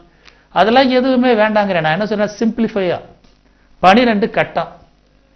இந்த 12 கட்டத்தில் 9 கிரகங்கள் இருக்க போகுது, 27 நட்சத்திரம் தான். இதுக்கு மேலே நீங்கள் எதுவுமே உங்களுக்கு படிக்க சொல்லலை சார். ஜோதிடம்னா பெரிய கடலாம்ல சார், பெரிய சமுத்திரமால சார். இருந்துட்டு போகட்டும், நமக்கு என்ன தேவையான அறிவு என்னவோ அதை மட்டும் எடுத்துக்கிடுவோம். இந்த பிரபஞ்சங்கிறது பெரிய சக்தி தான் சார், இல்லைன்னு சொல்லலை. நான் ஏற்கனவே சொல்லியிருக்கேன், எத்தனையோ கோள்கள் இருக்குது, எத்தனை நட்சத்திரங்கள் இருக்குது. இது தாக்கத்தை ஏற்படுத்தக்கூடிய கோள்களையும் கிரகங்களை மட்டும்தான் நம்ம இங்கே படிக்கிறோம், கோள்களையும் நட்சத்திரங்களை மட்டும்தான் இங்கே படிக்கிறோம். மற்ற தேவையில்லாத விஷயங்களை எதுவுமே பண்ணலை. நமக்கு என்ன தேவை அதை மட்டும் எடுத்துக்கிட்டால் போதும். எப்படி வந்துக்கிட்ட ஒரு அன்னப்பறவைட்டு வந்து பால் தண்ணீரும் கலந்து கொடுத்தாலும் தனக்கு தேவையான அன்னப்பறவை மட்டும் எடுத்துக்கிறதோ, பாலை மட்டும் எடுத்துக்கிறதோ அன்னப்பறவை, அது மாதிரி உங்களுக்கு என்ன தேவையோ அதை மட்டும் படிங்க சார். தேவையில்லாமல் உச்சம்னா என்ன, ஆட்சினா என்ன, நீ சொன்னீங்க எதுவுமே இல்லை. அதுக்குள்ளே விளக்கமும் நான் கொடுத்துட்டேன். ஏற்கனவே நான் சொல்லிட்டேன், சனி நீராடு, ஒரு வார்த்தையில் ஈஸியாக சொல்லிட்டேன். ஒவ்வொரு விஷயங்களுமே ரொம்ப சிம்பிளாக தான் இருக்கும். கான்செப்ட் பொறுத்தளவில் இப்போ இங்கே பாருங்கள், சந்திரன்னா அம்மா, மாமன் உறவுக்கு என்ன சொல்லுவீங்க? புதன். புதன் தானே மாமன். அப்போ யார்? தம்பிங்கிறது எந்த உறவு? 3ஆம் உறவு, 3ஆம் பாகம். இங்கேருந்து எண்ணி பாருங்க, இது அம்மா. அம்மாவிலேருந்து எண்ணி பாருங்க, 1 2 3. புதன் தாய் மாமன். சரிதானே? இதில் என்ன பெரிய விஷயம் இருக்கு? காலையிலே சொன்ன இல்லையா, இங்கே செவ்வாய். செவ்வாய் என்னன்னா ஆண், செவ்வாய் சுக்கிரன்னா பெண்ணு. 7ஆம் வீடு திருமணஸ்தானம். நீங்களே பாருங்க, 1 2 3 4 5 6 7. சரியா தானே கொடுத்துருக்காங்க. சுக்கிரன்னா பணம், 2ஆம் வீடு பணம் இருக்கீங்க. இப்போ 2ஆம் வீடு பணம் தானே. 3ஆம் வாரம் புத்தி கூர்மை சுறுசுறுப்புங்கிறீங்க. 3ஆம் வீட்டில் யார் இருக்கா? புதன் இருக்காரு. சரிதானே? 6ஆம் பாங்கிறீங்க கணக்குங்கிறீங்க, கணித அறிவு, அங்கே புதன் தானே உட்காந்துருக்காரு. அப்போ ஒவ்வொரு விஷயங்களுமே வந்து பாவத்தின் ரீதியாக இங்கே இருக்கிறத சொன்னால் போதும். நாங்கள் இல்லாததை எதுவுமே சொல்லலை. தயவு செய்து புரிஞ்சுக்கிறீங்க. ஏன்னா இருக்கிறத தான் தெரிந்ததை பிறரிடம் சொல்ல வேண்டும். அதுதான் 5ஆம் பாவம். 1 5 9 என்னன்னா இறைவனாக கொடுத்தது. அதை தனக்குன்னு வச்சுக்கிட்டீங்கன்னா அது ரெட்டப்பட பாவங்கள். அப்போ இருக்கிறத வெளியே கொடுக்கணும், ஃப்ரீயாக சொல்லணும். இதுதான் 5ஆம் பாவம். ஏன்னா 1 5 9ங்கிறது என்ன? தர்ம திரிகோணம். அப்போ தர்மத்தை என்ன செய்யலாம்? நம்மளே வச்சுக்கலாமா? நமக்கு என்ன கிடைக்குதோ அதை வெளியே சொல்லணும். நான் நிறைய புக்கு படிச்சிருக்கேன், நான் எதுவும் சொல்ல மாட்டேன். அந்த காலத்தில் கிராமங்களில் பார்த்துருப்பீங்க இல்லையா, சின்ன அருமையான மருந்துகள்லாம், நிறைய மருந்துகள் அதனாலேயே அழிஞ்சு போச்சு. கிராமங்களில் பார்த்துருப்பீங்க, மஞ்சள் காமலைக்கு 1 நிமிடத்தில் ஒரு மருந்து கொடுப்பாங்க, சரியாகி போயிடும். காய்ச்சலுக்கு ஒரு மருந்து கொடுப்பாங்க, சரியாக போயிடும். இதெல்லாம் எப்படி நடக்குது? அவங்களுக்கு தெரியும். அந்த மூலிகை செடி, இறைவன் ஒரு பொருளை படைக்கும் பொழுது கண்டிப்பாக அதற்கு சோதனை வரும் பொழுது அதற்கு தீர்வு காணுவதற்கு ஒரு பொருளை இங்கே தான் படைச்சிருக்காரு. ஏன் பயப்படுறீங்க? சோதனை காலகட்டத்தில் ஏன் பயப்படுறீங்க? கண்டிப்பாக சோதனைன்னு ஒன்று வந்துச்சுன்னா கண்டிப்பாக அதுக்கு ஒரு மாற்று இங்கே தான் இருக்குது. நான் அதைத்தான் சொல்கிறேன். நட்சத்திரங்கள் ஏன் சொல்கிறேன்? ஒவ்வொரு பொருளுக்கும் எங்கேயாவது நீங்கள் பாருங்கள், பிரசவத்திற்காக எந்த மிருகமாவது மருத்துவமனையில் போய் வரிசை நின்றுருக்கா? இல்லை எந்த மிருகங்களாவது சிசேரியன் பண்ணியிருக்கா?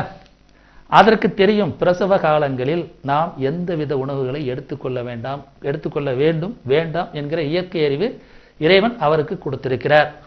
5 அறிவு உள்ள மிருகத்துக்கே கொடுக்கும் பொழுது 6 அறிவு என்று நாம் பீற்றிக் கொள்கிறோம். நமக்கு அந்த அறிவை இறைவன் கொடுத்திருக்க மாட்டாரா? அப்ப கண்டிப்பாக சோதனைகள் என்று வரும்பொழுது கண்டிப்பாக சோதனையை மீறுவதற்கு, சோதனையை விளக்குவதற்கு ஒரு பொருள் இங்கே தானே இருக்கும். ஏன் நம்ம பயப்படுறோம்? அப்ப இயல்பாகவே ஜாதக ரீதியா நெகட்டிவ்னு ஒன்று இருக்கும்பொழுது பாசிட்டிவ் ஒன்று இருக்கத்தான் வேணும். கண்டிப்பா இல்லாம எதுவுமே இல்லை. தெரிந்த விஷயங்களை ஷேர் பண்ணிக்கிறீங்க. நிறைய விஷயங்கள் பார்த்தீங்கன்னா உங்களுக்கு எல்லாமே தெரியும். நீங்க எப்ப நீங்க உள்ள வர்றீங்களோ ஜோதிடத்தில் அவங்களை அறியாமையே போகும். நான் ஒரு சில டைம்ல நினைச்சு பார்ப்பேன், படுத்த நிலையில் உள்ள பெருமாள் ஆயிலிய நட்சத்திரம். ஆயில் நட்சத்திரம் எதில் ஒன்று வச்சிருக்காங்க? கடகராசியில் வச்சிருக்காங்க. கடல் அலை எப்படி இருக்கு? 5 தலை பாம்பு மாதிரி வரும். பார்த்துருப்பீங்களா? கடல் அலை எப்படி வருது? 5 தலை பாம்பு மாதிரி இருக்கும். 5 தலையில படுத்து கிடப்பார் பெருமாள். பெருமாள் என்ன சொல்றோம் நம்ம? பூமிக்கு கடலுக்குள்ள பூமி ஒளியின் பொழுது கூர்ம அவதாரம் எடுத்து உள்ள போய் தோண்டி கொண்டாந்த சொல்றமா சொல்லலையா?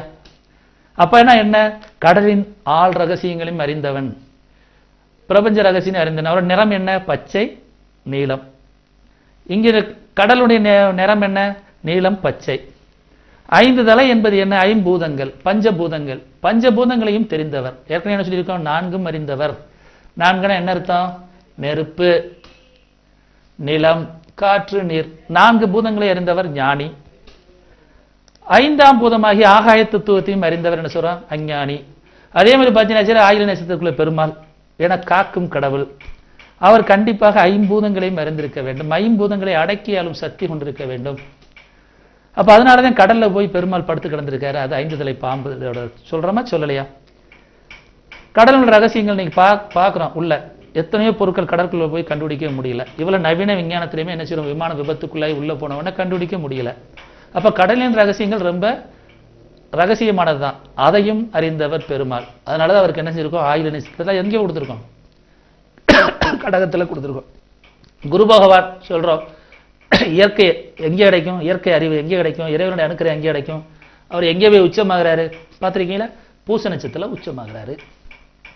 அப்ப பூசங்கிறது யாருடைய அதிபதி? சனியுடைய அதிபதி.